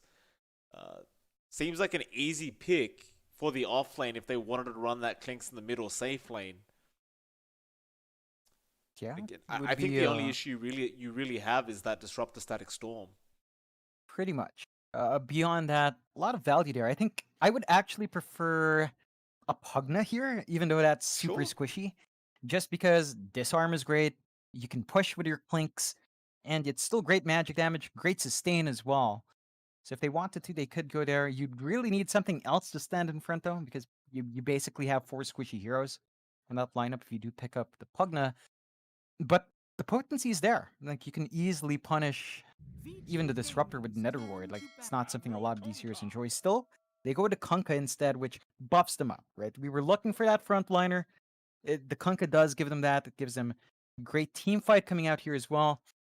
So it's going to be harder for VG to find that burst onto, say, the Clinks if the boat comes out. That's a lot of value for IG, and I like that pick. I think it really ties into the pace they want to play it. Yeah, I really enjoy this as well. I think IG is going very, very nicely here with this draft. You still need a decent way to deal with the DK Mars, though. Now, the Clinks can do so, especially when you add on the fact that you're going to have the Tusk with Tag Team. So you're going to be hitting even harder than just with those Searing Arrows. Like, max level Tag Team doing 100 damage per hit you make during that Tag Team duration with the Clinks is kind of insane. But we'll see what they do. Whether they want to pick up something else that really just locks down this DK Mars, or whether they just choose to ignore it and figure out a way later with this Clinks. Dire team It's really up to them. Vici Gaming, however, seemed to believe that they wanted something like a Dazzle, so they'll remove that. Which is fair enough. Into the Mars. Dazzle's pretty nice. IG. I think it's just the shallow grave, right? When you Arena of Blood Spear, trying to kill the Clinks off, but he gets shallow graved and just runs away. It's a bit bit problematic, especially considering the fact that he does also kind of add on to that magic damage that you kind of require. Even though Poison Touch isn't amazing, it's just constant. Yeah, it is annoying to deal with, and don't really blame them for banning that out. You see IG ban out the troll themselves, just taking care of one of those really hard cores that can just stand in front and do the damage. So, pretty respectable ban from IG. Their last pick really will tie this draft up. They go with a Oh. spec. Okay. Huh. See, that's... I wouldn't have imagined that either. So they're running the offlane DK... the offlane Clinks, or perhaps even the offlane Kunkka then. Yeah, it's not the worst. I think the issue here is timing. Just that you have to stall the game out long enough for the Spectre to be up and running, but 10 seconds there's remaining. nothing here that really takes control against the spec. Like, you would look to VG maybe picking up the Necrophos we tend to see against the Spectre, but with this kind of lineup, you're putting yourself in a tight timer if you go Necrophos. You have no scalability, especially against a Spectre and a Clinks. Those heroes will just keep going as the game ramps up. So Well, you've got a VG, they've question to be, whether you even have the space for it now, like... yeah. Because then you've got Necrophos, DK, Mars in a lane each. It's just... They might dominate the lane, but... No, they'll go for the Eurus. That's another way to deal with the Spectre. It's not the most amazing way, but it's probably the safest way in this current meta. Yeah, it comes online a lot faster. We'll see just how exactly VG itemizes, whether or not our Ursa will be forced for an early Morbid Mask into the jungle, or if he's given the space to find a Battle Fury. It's much more pertinent for IG to protect Fly in this game. They cannot allow Fly to even have a bad lane. So it's down to them to maintain that presence, try to keep the aggression elsewhere, give Fly the space to farm into the Radiance, into the Manta and Heart, and build off from there. Beyond that, I think this lineup can handle the other heroes. In fact, the biggest worry is just leaving Fly isolated. So they have to maintain good vision here, just ensure that Fly should be given that space. VG, they've got to make use of this early aggression they have. They can't allow Fly to farm up. They have to be a bit careful about trading unfavorably because Kaka will build up. But they do have relatively fast heroes here. They don't need too much farm on Ori. You don't need too much farm on Yang. They can just start fighting once you hit 6. See how it all pans out. IG, they're one win away from just winning this 2-0. VG Gaming, of course, don't want to allow that to happen. They want to try and get at least a 2-1 victory. 4-2, and we'll see after this game if they can make it work. So we'll get into it. Game number 2. That's more like it. I get really scared for DY and his Disruptor in this game up against the Clinks as Oh, well. yeah. I mean, we saw this in the first series, but just... The poor Disruptor has no chance of surviving if Kaka wants to kill him. It's just impossible. Oh, it really is. It's going to be a hard game for him, but that is a bit of an issue for VG because, they really need prepare for battle. that Disruptor to be able to hit 6 right around the time you see the Mars 6. You want the Arena Static Storm to be in play, and if DY falls a bit too far behind, that can be tricky to get up and running. So, got to be a bit careful with how much you want to sacrifice DY, but we'll see just how much you can maintain here. It's a bit better of a draft from VG, but there are some issues that they have to be aware of. I think Eurus will just go Battle Fury this game, like the standard Ursa build we've been seeing a lot. Like, he shouldn't really go down the early Sanjin Yashin to maybe a Basher route this time, right? Like, you'd rather just not necessarily play the farm game, but you definitely want to be farmed. Yeah, you don't want to lose out too much space to the spec. I think the Ursa can keep up, when it comes down to it, just because Ursa is one of those heroes that does punish tanky heroes because of Fury swipes. So late game, you're not completely out, but you do have to maintain that net worth. So I look to him to try to secure that Battle Fury Rush, which means Eurus can't afford falling behind either. So both pause once need a pretty good initial farm to get going. Yeah, absolutely. 2 for 2 trade on the bounties, pretty standard stuff. Neither side really engaging too much in these earlier times. Did see PYW at least getting a bit of harass out onto flyfly, but he'll regen most of that up passively. No big deal. They'll continue to just fight over this dire outpost, though, I've got to say. IG unwilling to let that go to the way of the Radiant so far, and I mean that's fair as well because you've got this Mirana you're up against, right? So you don't necessarily want to allow the outpost to be taken. Otherwise, it just gives kind of a free path for that Mirana to rotate mid and try to make something happen there. Yeah, it's a bit risky when you have that early rotation potential. Still, I think this dual lane from VG is going to be tricky to really maximize. Ollie can trade fairly well on that Venge, kind of holds out on his level 1 as well. Does opt for the wave, so can even amp up that right click just a bit more, which makes it tricky for PYW to try to hit there. You say that though, Ollie's copping a lot of harass here. You're going to appreciate the Blightstone he bought at that level 1 mark on that Mirana. It's really kind of making all the difference here up against that Venge. If she's going to have some minus armor, I may as well too. It's one way to even that out, and Bot lane. Kaka ends up going down there on the Clinks. Of course, he was only level 1, so he had no way out of that situation. JT unable to help at level 1 as well in the task, and well, Eurus claiming the first kill of the game. it's a fantastic start for VG. Just giving the Ursa a good start. Again, that timing, that early build-up into the Battle Fury going to be key to maintain that parity with the spec. And speaking of that spec, Fly. Uh-oh. Fly's in trouble now as well. Yang chasing him down. He'll have a spear up in a second, and he'll just pop a mango for this. But does he get the spear off? The Spectral Dagger is there, but he connects the spear, and that'll be enough for Vici Gaming to get their second kill of the game. Yeah, that's not what you want here if you're IG. You can stand losing your Clinks, but sacrificing your Spectre like this means that the initial farm's going to be harder. You're seeing Yang get a little bit more EXP in this top lane, and once you hit level 3 in Mars, it becomes harder to contest. Kaka, he's in trouble. They got the Disruptor kill, but Kaka still has no way out of this situation. He will go down, and Eurus is really abusing the fact that he has no escape on this Clinks yet. You're not going to care if you lost that Disruptor.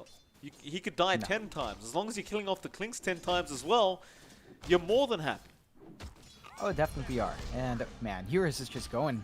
JT pops a lot, but he's going to be fine. And our Ursa just slowly building up. You even see DY shoving mangoes up Eurus. So Eurus is just constantly staying fully topped up and ready to go. What a way to say it, John. You have a way with words, sir. I didn't even realize until I said I'm aware. I'm My aware. bad. Flyfly's still struggling up that top lane. He only has 9 last hits right now on that Spectre. PYW's really been on his back as well, just harassing him constantly. There's really just nothing Ollie seems to be able to do about it. He's just being outranged by this Mirana, and even when he gets close, you've always got to be afraid of that arrow potential. Though bot lane, Eurus now ends up dying on the Ursa. They kind of just turn it around. Yeah, that's what you really want here from IG. Just punish that Ursa.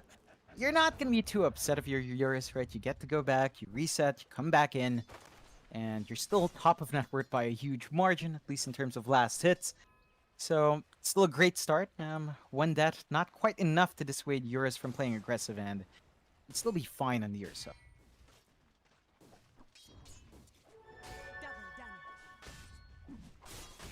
Emo in trouble here. Arrow flying through. PYW, of course, connecting and now has a double damage rune active. Emo really should have no way out of this situation. Magic Missile out to Ori, but he's not the problem. PYW is, and although you get the trade, you're not going to be too happy about losing that Kunkka. However, down at the bot lane, Eurus dies again. Yeah, now that is not good. second death in a row does kind of mitigate that early start Eurus got, and he has to walk back to lane because he TP'd in a while ago. Oh no. So he's losing out in a wave, he's losing out in EXP. Kaka does get a little bit more for his effort and should be better off there, although they do drag down PYW, so it's a tri-lane now down bot. I think you need it though, because you've got this this level 2 tag team as well as a Shard Snowball, and well, with that rotation from PYW, you're going to be able to set up another kill now to Kaka. Dead to rights. So it's definitely worth just running this trial lane as long as you need to. It's not like Eurus needs the levels, he just needs farm. You're better off just securing that, though. PYW is actually starting to rotate back towards that mid lane. He wants to try and make sure Ori's having good time as well on that DK. PYW, can you land an arrow? Well, with a Dragon Tail, you certainly can. Whether they have enough damage, however, is a completely different story, as X going to come out now from Emo. Dragon form has been popped. Torrent is there from the Kunkka, but they're not going to be able to follow up. And Emo has found himself one level behind now. Yeah, it's still looking pretty darn good for VG despite the failure of that rotation. Ori does have a way better time here in game number 2 than he did in game 1. Well, no, he had a great time in game 1, but it's a bit more even here, and you can see Emo struggling, even though this matchup isn't too bad for the Kunkka. Ollie? I believe Ollie thought he was dead, so he kind of went AFK for a second. DY, gonna get ganked up now, and he will die. Storm of soul. Now off to the mid, rather bot lane, JT. Still trying to deal with this Ursa on that Tusk, but he's got help coming in. Eurus is going to try and turn around now on this core Tusk, and he does get the kill. I was born to war. Eurus. He'll be okay. Arrow, however, no, won't connect on Ollie either. Now PYW comes in, and well, it won't matter. Ollie should die regardless, and now Kaka as well might even go down. Yeah, he got dusted up. He gets glimpsed back. And excuse me, it wasn't even the dust. It was just a sentry ward that was on the ground there. It's just, once again, Vici Gaming with this support combination really making things happen. Yeah, they're slowly but surely ensuring bot lane is completely won out for Eurus. So Ursa's off to a pretty fantastic start. You can't quite say the same thing for Fly up top. Like flyfly is, you know, he's still finding last hits, but it's most certainly lagging behind that Mars. So Spectre's timing going to be knocked back a bit. Is going for the Necronomicon build just to secure farm, although down mid PYW. Yeah, PYW is going to be in a heap of trouble. Does try to get the arrow off onto Emo, instead connects onto Ollie. Does end up going down. Emo back into the mid lane. He's just going to ensure that Ori can't freely push down this tier 1 tower. It's quite a hard game for this Kunkka thus far as well, right? Because you can't leave the lane because that tier 1's going down, but at the same time, you need to help out your team here. IG, they're going to be forced to run a tri-lane from their side of things to try and maintain this bottom lane. Go after Eurus on that Ursa. Kaka trying to scout out where DY is. Meanwhile, top lane Yang does end up getting flyfly on the Spectre. And they haven't made that initiation onto Eurus. He's just fine. Yeah, this is not quite the way IG would want to trade. They're really sacrificing their Spectre here. They're not too far behind. We're talking about a 1k deficit, sub 10 minutes. But this is a really good start for VG. They're applying pressure on that top tier 1. With DK, of course, towers can melt fairly quick. The Dragon form does expire, but they're not going to be backing off from this objective. No, they're just trading now with IG. Like, IG have brought 4 heroes down to the bot lane. The best they're going to get here is maybe DY, and they don't even get that. The torrent doesn't connect. And, well, they might have to start focusing on that tier 1 tower, because it's really taken no damage. At least JT there on the core Tusk will have the Necro 1 book up, so he can start slowly forcing this in.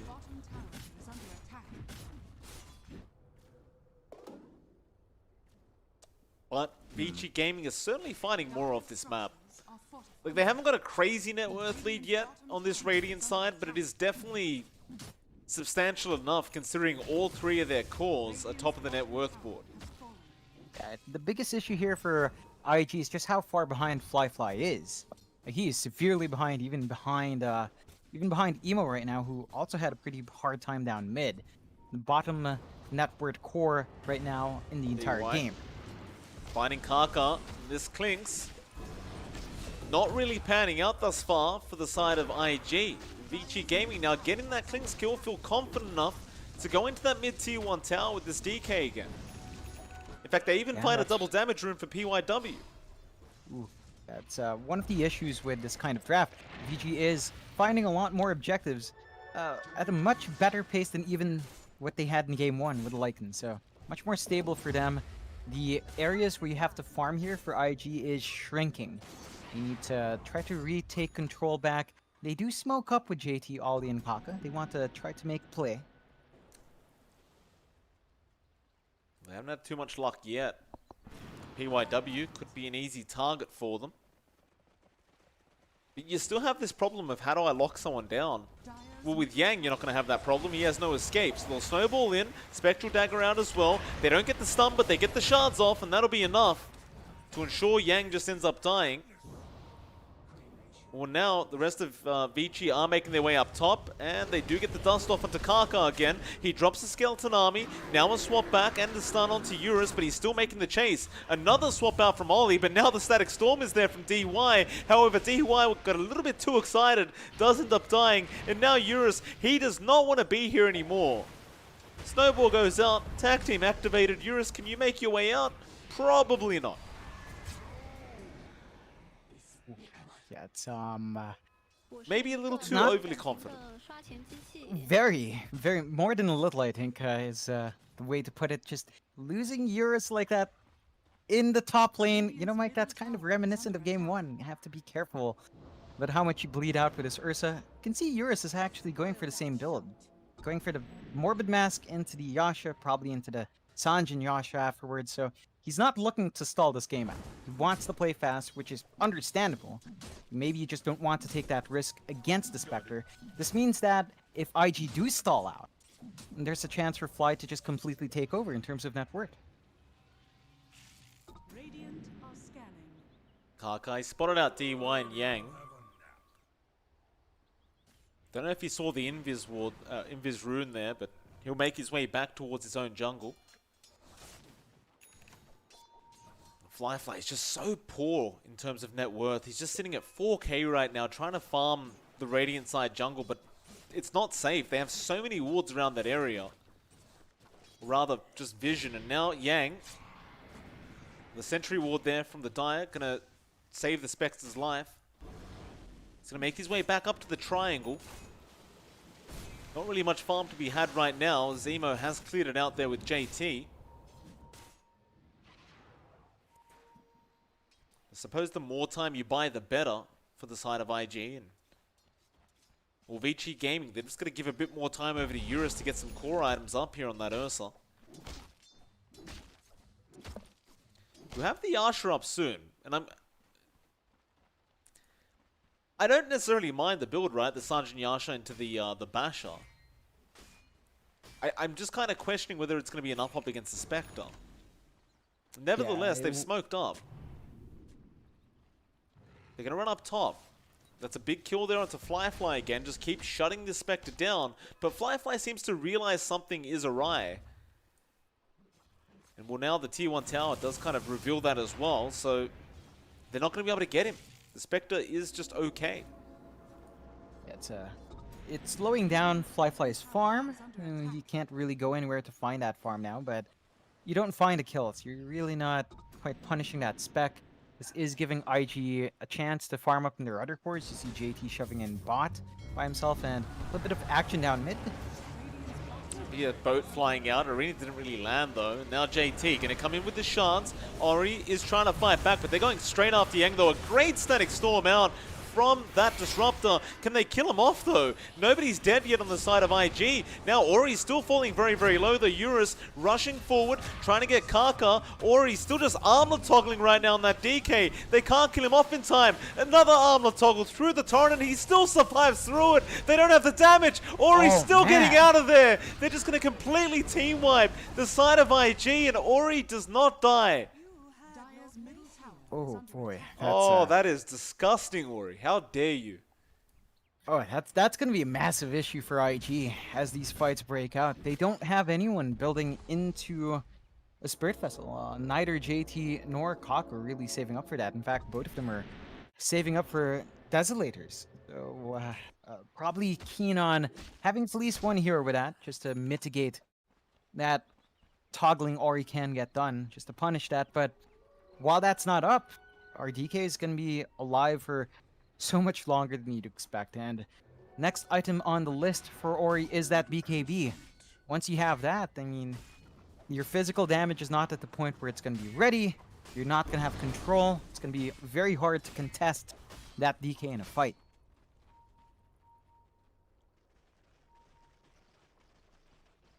Well, IG back to the drawing board for them. Vici Gaming back in the driver's seat. Straight back to that Roshan pit it is.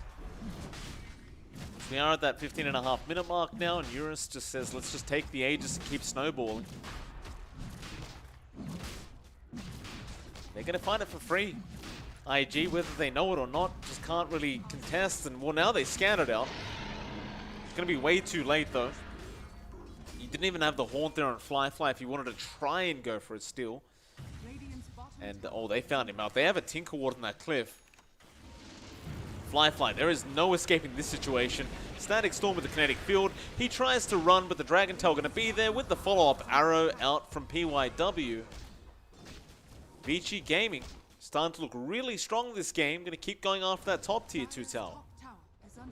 Yeah, they're really starting to shut out that map.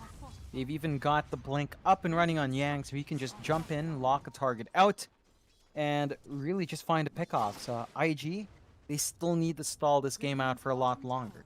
They're still having farming issues on flyfly. Is still bottom in terms of all the cores on the map by a severe amount. So there's a lot of catch-up left for IG to play. They're going to try to trade down bot instead. And it's not as fast, but they can get some damage out here. I mean, it's still going to be an even trade regardless. Oh, maybe not. TP's mid. Who's got caught? It is the Spectre. No. flyfly getting caught out there by Yang. X is there. Boat as well flying in, but Yang is going to die. Can they find any more? Emo making the chase, but everyone's moonlighted right now by that Mirana. With the invis, they're just not going to be able to catch anyone else out. And that is just definitely not a great trade to make. This Spectre is still at 5.5k net worth. This is just...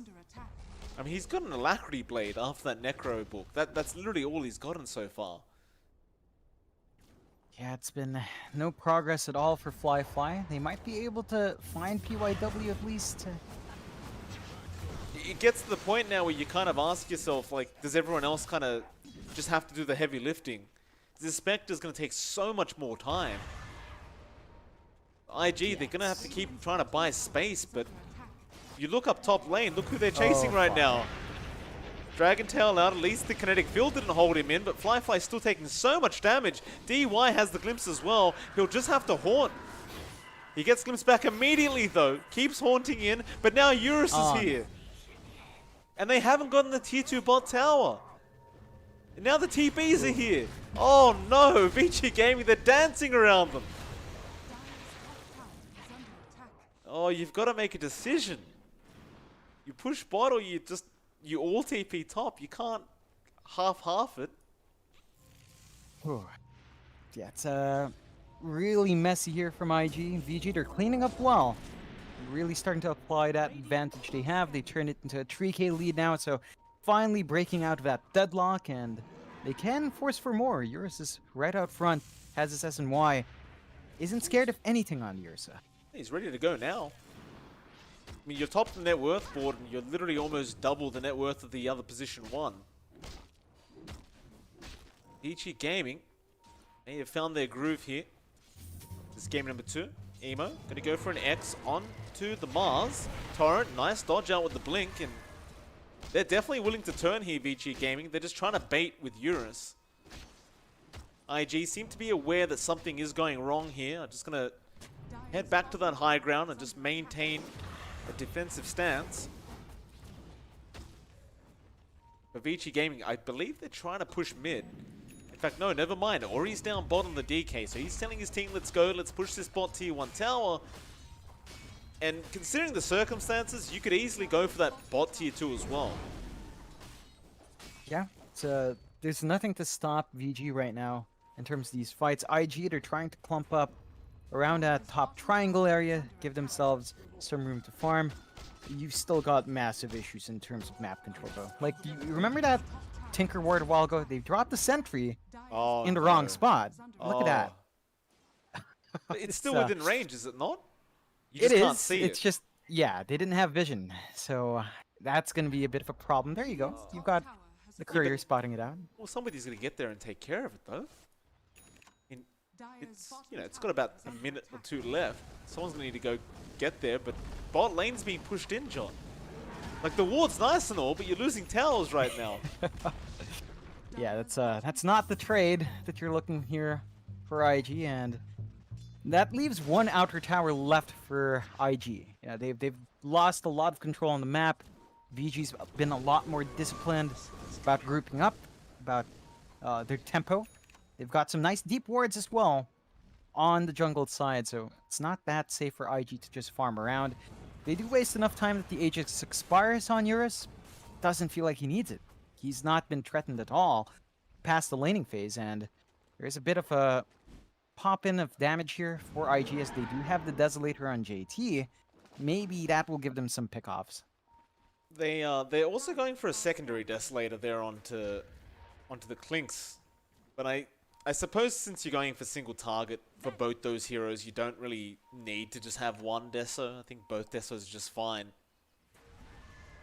So Kaka going to rotate in through the mid lane, trying to scout out for his team. Still a tier 1 standing. Moonlight Shadow was also popped there from PYW, and they're going to avoid the gank attempts coming out from Vici Gaming, but Vici will do the same thing up against IG. This is a bit costly for IG. Again, they want to reveal that Desolator on JT, but they don't really find a way to get that done. So I mean, they you look just at kind of- Flyfly, John. He's just... well, he doesn't know where to farm. That's the thing. Like, he's literally got 0 areas to farm in right now. They can definitely go back to the triangle if Kaka doesn't start farming it. Alright, never mind. That might be gone as well. He's just gonna... Like, what can Flyfly do as a Spectre this game? He's got a Diffusal up now, sure, but... they're just gonna keep trying to buy him time. Yeah, that's the best you could hope for still. Snowball, BKB popped by Ori, he's ready for it. They give him the Warrior's Punch, doesn't matter. No, not with that Static Storm it doesn't. This task may be dead, JT. Ori needed one more auto attack, didn't get it off. Just kind of backed off, but Yang, he does not secure the kill. The spear wasn't enough. He'll make a TP out. Yang, can you God's Rebuke? He can't. It was on cooldown. Okay, well that's still a 1 for 0, I guess, for Vici Gaming. It's just the pause 5, but it does somewhat set them up for this tier 2 mid tower. Yeah, they're going to be able to take that quick. They do have the dragon form. I mean, you look at IG, they go back bot, but that tower's been alive for so long. They've been trying to trade for so long to no avail. It's Yules, tough. Yeah. Arrow, gonna be there from PYW. They have the X there from Emo, but now an Arena is out. Emo will pop the BKB, just desperate to try and get this kill. PYW will die. And looks like they will just TP Emo out with that BKB. Yeah, it's not the best pickoff for that usage, but you'll take what you can get here from IG's side. They are still keeping it fairly close. We're talking about just a 2k deficit in favor of VG, so you're not bleeding out as much as you'd expect here for IG. Like, there are still ways to play around this, but it's getting a bit tough. You're seeing BKBs out from VG themselves. They've got it on Ori. They've got it on Eurus. So the control you're looking for in these fights, it's fading away, and you're still not strong enough with a physical damage that you'd be confident in taking these fights. So it's just more farming for IG, more farming for Fly, for JT, for Kaka. And I guess in that sense, you know, keeping it at 1k deficit with how much you've lost in the map, That's not too bad for IG, if you try to look at it optimistically. They really are out of the driver's seat, though. Thing is, it's still giving time to flyfly. However, there is a smoke now from the side of Vici Gaming. Moonlight Shadow popped, flyfly. He seems to realize something is going wrong again. And looks like he is going to remain safe. They've actually swung the other way now, Vici Gaming, trying to go back into that dire jungle on the west side of the map. And well, they're going to run into Ollie, perhaps. Maybe even Kaka. He'll break the smoke. There'll be a dust out from Eurus, but a nice swap out. Ooh. Now the torrent coming in. They could actually burst down this Ursa if he's not too careful. Eurus forced to enrage. There's the arena coming out as well. Emo getting the X off onto Yang. DY did also die on the Disruptor. Now Ori still going, but a great torrent again from Emo. Now the boat flying in, and Ori, he's forced to BKB, but he's taking a lot of damage from that skeleton army, though. Flyfly ends up dying on the Spectre. JT now in, does secure the kill on that Murano, and Ori does also die. Still a great trade. In fact, they might find the dieback there onto DY if he's not too careful. A gift from the tempest of battle. So he'll be fine as they want the Roshan attempt. Bit of a shame for IG, though. You've got to admit that flyfly died in all this.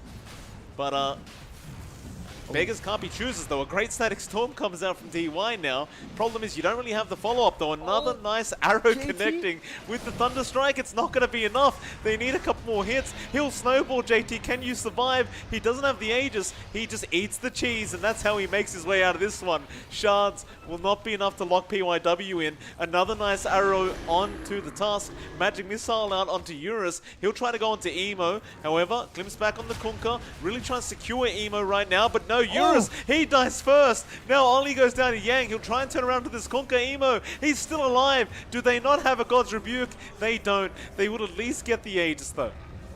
But this may have cost Yang's life. His torrent is also going to connect. JT killed off DY. What? Now Yang goes down. What? Vici Gaming needs to calm down a little bit. They just keep rushing in. What's happening? This is like game one. They had a lead in game one that disappeared.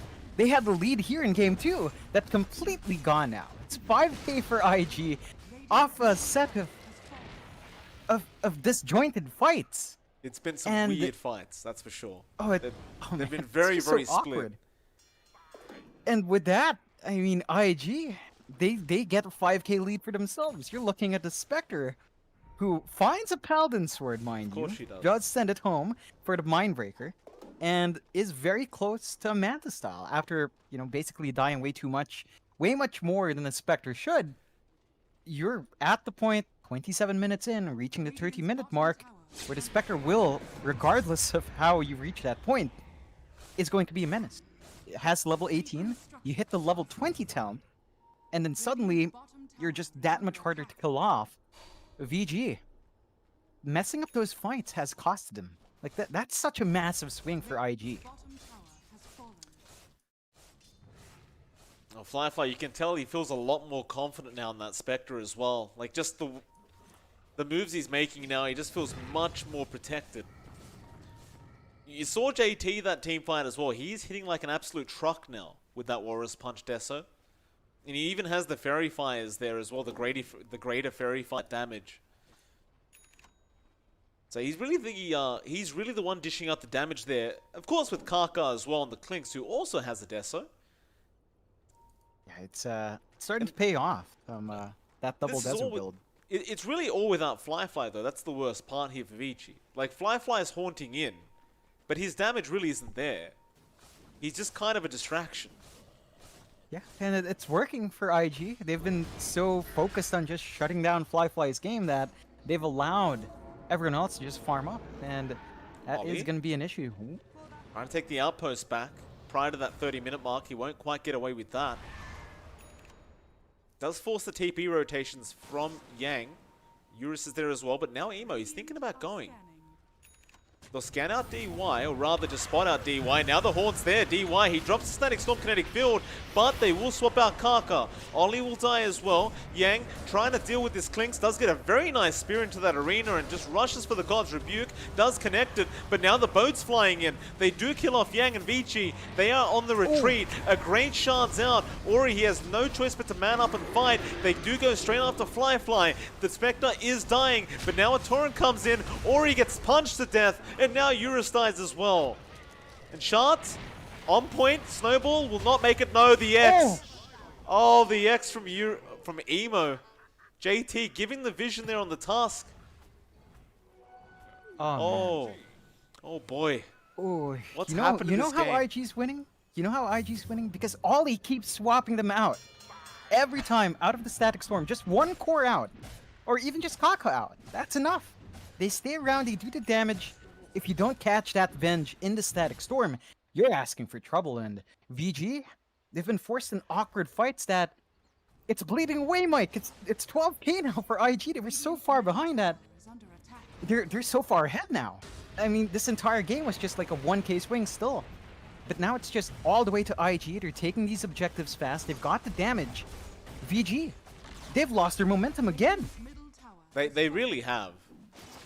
You know, we haven't really talked about it either, but Emo's been doing great. In fact, he catches out Yang. Yang drops the arena, but you've got a Torrent Storm up there from Emo. He's got the Agza. The Walrus Punch comes in, and suddenly, Yang is dead. He has buyback. They'll glimpse back JT. X from Emo, though, real quick. That's just showing off now, Emo. Take it easy, man. None of that. Yeah, it's Arrow flying through, just scouting out the side of IG, but they feel confident. IG just knows we have this map. Like, this map is ours now. And while they're standing in that mid lane, you look at Flyfly, he's freely farming. yeah. He's got the level 20 talent. So there you go. Plus 400 HP. Our Spectre's a lot tankier. Gonna be living true, pumping out that dispersion damage because everyone loves to hit the Spectre. And IG is just building up. You look at their items now. JT is saving up for the AC. On the Tusk, he's almost there. He's got the Hyperstone up first. He can hit hard. Oh, Shards and Walrus Punch and Haunt in. They're all going onto Ori. They Haunt in the end. Ori, he never backed off. He thought they weren't coming. BKBs to be popped. Eurus straight onto JT. That Torrent Storm, though, it's just such a chaotic team fight again from IG. The Torrent's connecting on Ori as well to make matters worse. The poor guy will die. Static Storm is there with the kinetic field, but that's only holding them in.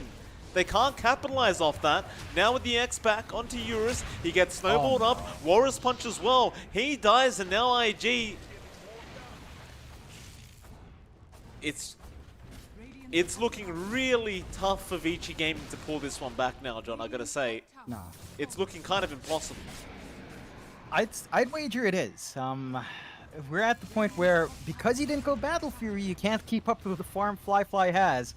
You're finally seeing Fly pull away. He's above Eurus's farm, and it's really not been about the pause ones in this game. But Fly and Eurus have just struggled, and there you go. They it. What? Well, they didn't have the buybacks on the Ursa, nor did they have it on Ori, so they lost one Rax, and I suppose they kind of got the point that they were 20k behind up against the draft of IG. It's just, I mean, you saw the last team fight. Like, he just Emo pops Torrent Storm, and suddenly it's like you've got these BKBs that are getting shorter and shorter in duration every time you use them. Now imagine you don't have a BKB, and I pop this Torrent Storm, and my whole team's on top of you, just hitting you over and over again. Like, it's just, I don't know. That was the last game, by the way, John. It has been a damn fast day. Yeah, that's a rather atypical, but it was really strong showing from IG. VG, there were just some moments there, man. Like, you could point to the time when they started dying up top, and in fact, that fight before the Roche, that's when it turned. Because before that, it was always a 1k, 2k, maybe 3k at most lead for VG. But after that fight by the Dire Jungle right before the Roche pit, that's when it swung 4k all the way to IG, just like that. And it's just so similar to game one, where it was just one bad fight. that really swung it away from VG, and they just end up tapping the same way. High ground push on the top lane, they just tap out. You just look at that the graph after the game as well, like the win probability. It was sitting so pretty for Vici Gaming. And it really was after that last team fight, the Roshan pit, it just plummets against Vici Gaming. And well, John, that's it for us today, I guess. We had 2 series on today. I was kind of prepared to be ready to cast for quite a few hours, but yeah, it's only 8 p.m. It's all Yeah, right. it's quick. It's a quick day. Well, with that, we won't be back tomorrow. We'll be back the day after. I believe it should be Basket back tomorrow. I'm not 100% sure who it is, but somebody else is casting tomorrow. We'll see you guys on the 24th, though, and thereon after. It is MLP Dota. It's John X5. It's been a pleasure. And, well, we'll see you again in 2 days.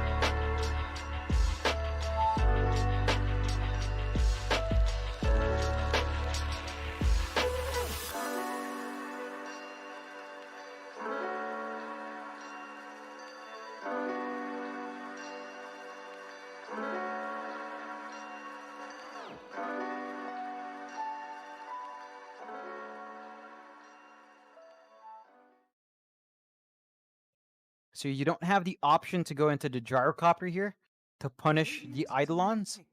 It should still be fairly effective in shoving out a lane. Well, Signal Ultra now. They end up banning out the Lycan. Of course, Geek Fam do go ahead and ban out the Rubik. And Signal Ultra directly into the Dragon Knight. Another great pickup here for this Signal Ultra side. It's a very, very strong hero in this kind of meta. Kind of works well with the Oracle as well, you know, in a weird way, right? You have these two cores now that are just very, very hard to kill. I still make the argument, however, that you're picking DK Morph Oracle into a Spirit Vessel carrier, and there is still an AA that is to be picked up for Geek Fam if they so wish, and they won't. Oh. They go into the Grimstroke. Yeah, well, that does give Geek Fam the Ember Spirit Grimstroke combo, right? So you've got the Inkswell on when you run in, really easy additional damage control for the Ember Spirit, and it makes it a lot more potent in the fights. Even the Soulbind in this case with double Malefice can be quite potent. So I don't mind this too much coming out from Geek Fam. I think there is a lot they could do with this combination they have so far. I just feel like the response from Signal is kind of okay as well, right? You worry about the Spirit Vessel, but beyond that, I think you've still got a lot of options here. You have a great way of dealing with the Eidolons now with the DK, so he can wave clear fairly consistently, and it's going to be a bit harder to have that Enigma get the constant push out. Whereas the DK also gives Signal a way to push once he hits 6. That's a fair point. Like, I can't disagree with that. Signal Ultra, they are quite potent with these pickups already. And I am intrigued to see what they go for their fourth pick now to really start rounding this draft off a little bit. We are still lacking a position 4 hero for Signal Ultra. And I'm sure we'll see it now. Just a matter of what it's going to be. You would have loved the Rubik, obviously, but Geek Fam ended up getting rid of that very, very early on. Yeah, I mean, it is a bit too much of a free Rubik game with the Enigma. Yeah. So Yeah, you really should take care of that, and they Dire did. team pick. You still have a silencer if you're really worried. The There it Venge is is. one way as well, right? Like, Yeah. goes to BKB, that swap, interrupts anyway. So you've got the solid way of preventing that black hole from being an issue. Ban. And it plays nicely with its draft. It has great minus armor, great physical damage can come out here. The control in terms of teamfight control is a bit lacking. Right? You're looking at mainly single target spells coming out here, but there is potency. Geek Fam does pick up the Ursa, so it's starting to look like perhaps the Raven Ursa making an appearance here. And it's not bad. 10 You've got the seconds Grimstroke combination with the Ursa as well. I just kind of worry about the 5 kite seconds ability of this remaining. hero. Oracle can disarm the Ursa, Venge can just swap him around.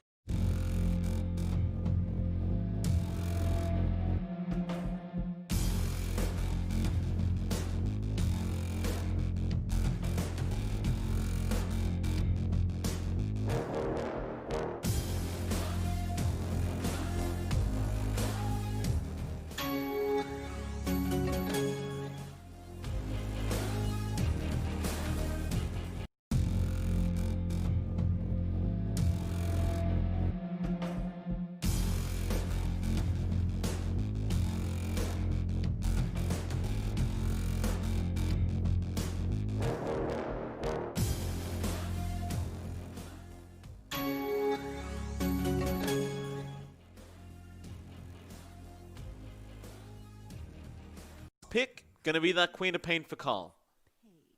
Yeah, I think this is looking like a very solid lineup for Geek Fam. There is still flexibility here. I believe they have given Cuckoo the offlane Queen of Pain as well. So Signal has to kind of balance it out with what they close out with as well. Are they going for the offlane DK? Do they want the DK 10 mid? seconds If it's the remaining. DK mid, Geek Fam has the Ember and the Queen of Pain to toss at you. 5 Which matchup seconds do you really remaining. want to do? It's a great way to just tie the draft of Geek Fam up. And of course, the Queen of Pain. Fast timings. Starts Ooh. online fast and, Now select your heroes. That's Huh. a weird one. That's a real weird one for me. The Enchantress comes out. I don't see a particular reason to go for that. I'm. Okay, so Yeah. they're running the offlane Enchantress, as far as I can see. Yeah. Van's gonna be that. So okay, they're gonna have the Enchantress to deal with Raven in that offlane. But after that lane's over, right? We all know Enchantress dominates the lane. But after that, what do you do with her? Uh, She kind of becomes a bit lackluster.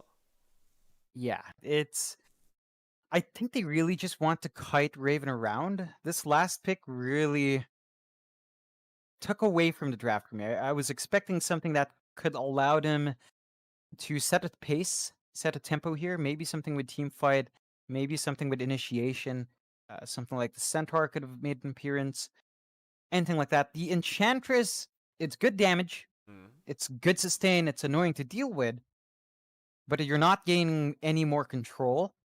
You're not No. gaining too much burst damage coming out. Like impetus is nice, but it only does so much.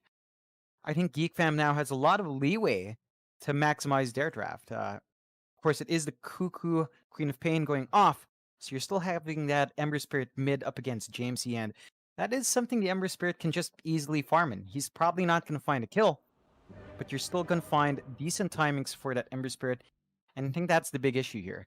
The lineup of Geek Fam can come online fairly quick, whereas Signal Ultra, you're waiting for the Morphling to be up and ready.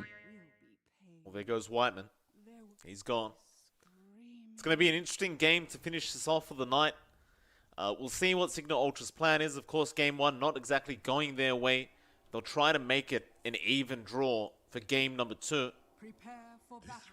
It is their first series of the BTS Pro Series number 2 as well.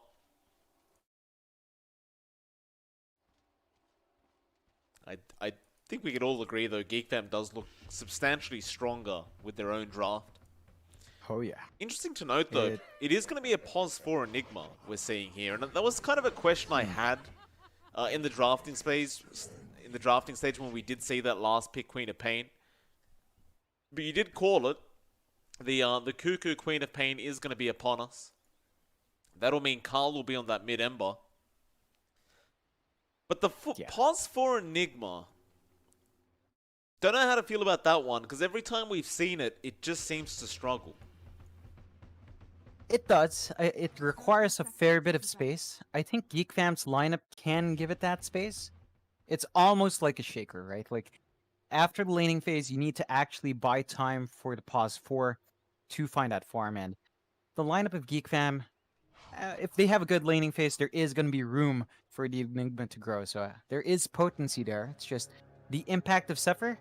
We'll find out what they go for. He is queuing up the Necrobug, so just wants to secure that early farm first. Oh, that's fine. That's pretty standard. Like, we see that with an off-lane Enigma every single time. I can't imagine it changes too much with the pos 4. It's obviously going to add on to the push potential here for Zephyr with those Eidolons. Does deny one creep off for Cuckoo to start. Luckily for the side of Signal Ultra, they knew this was going to happen in advance. They sent a bat into that mid lane as the Morphling. And, well, Carl's going to make it hard for that Morphling for sure. Even with that level 1 Flame Guard, you just saw how much damage he does when a bat is Agimorphed. And Carl, just... We saw him in the Bat Rider. He is a very aggressive player right now in this mid lane. And looks like he doesn't intend to change that anytime soon. Yeah, I think this lane is going to be a bit easier for Abbat as he hits maybe level 3. Earlier on, Carl should have a lot of ways of forcing this out, but the kill op is pretty hard. He's going to need a support rotation to force Abbat really low. I'm not sure if Geek Fam can afford that with how greedy their initial lineup is.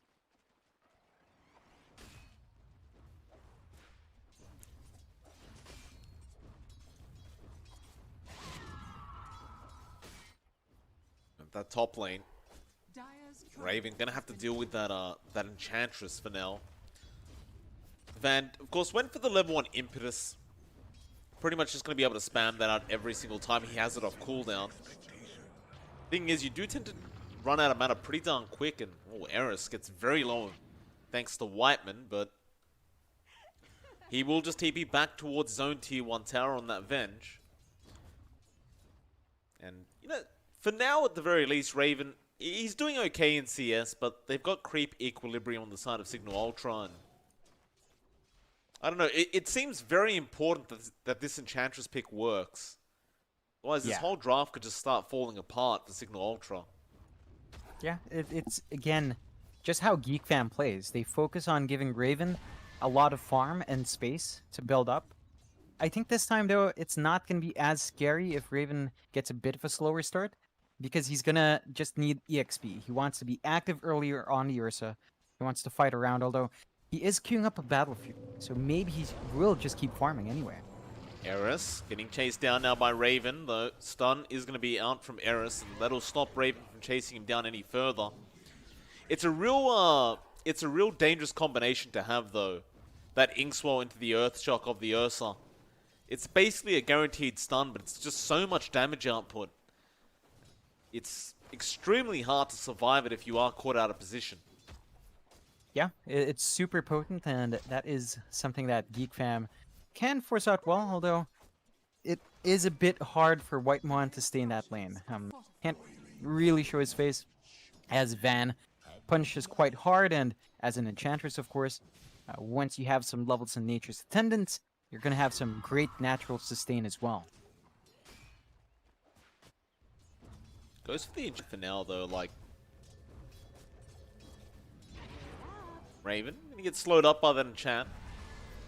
Eurus, gonna go for the magic missile. I just don't see enough damage coming out. Raven should just be fine, though. Eurus, nice body block. Eurus will have another stun in a few seconds. But Whiteman now threatening with the Inkswell. And maybe they find Whiteman instead. Enchant gonna be there, and yeah, he's a much easier kill to take.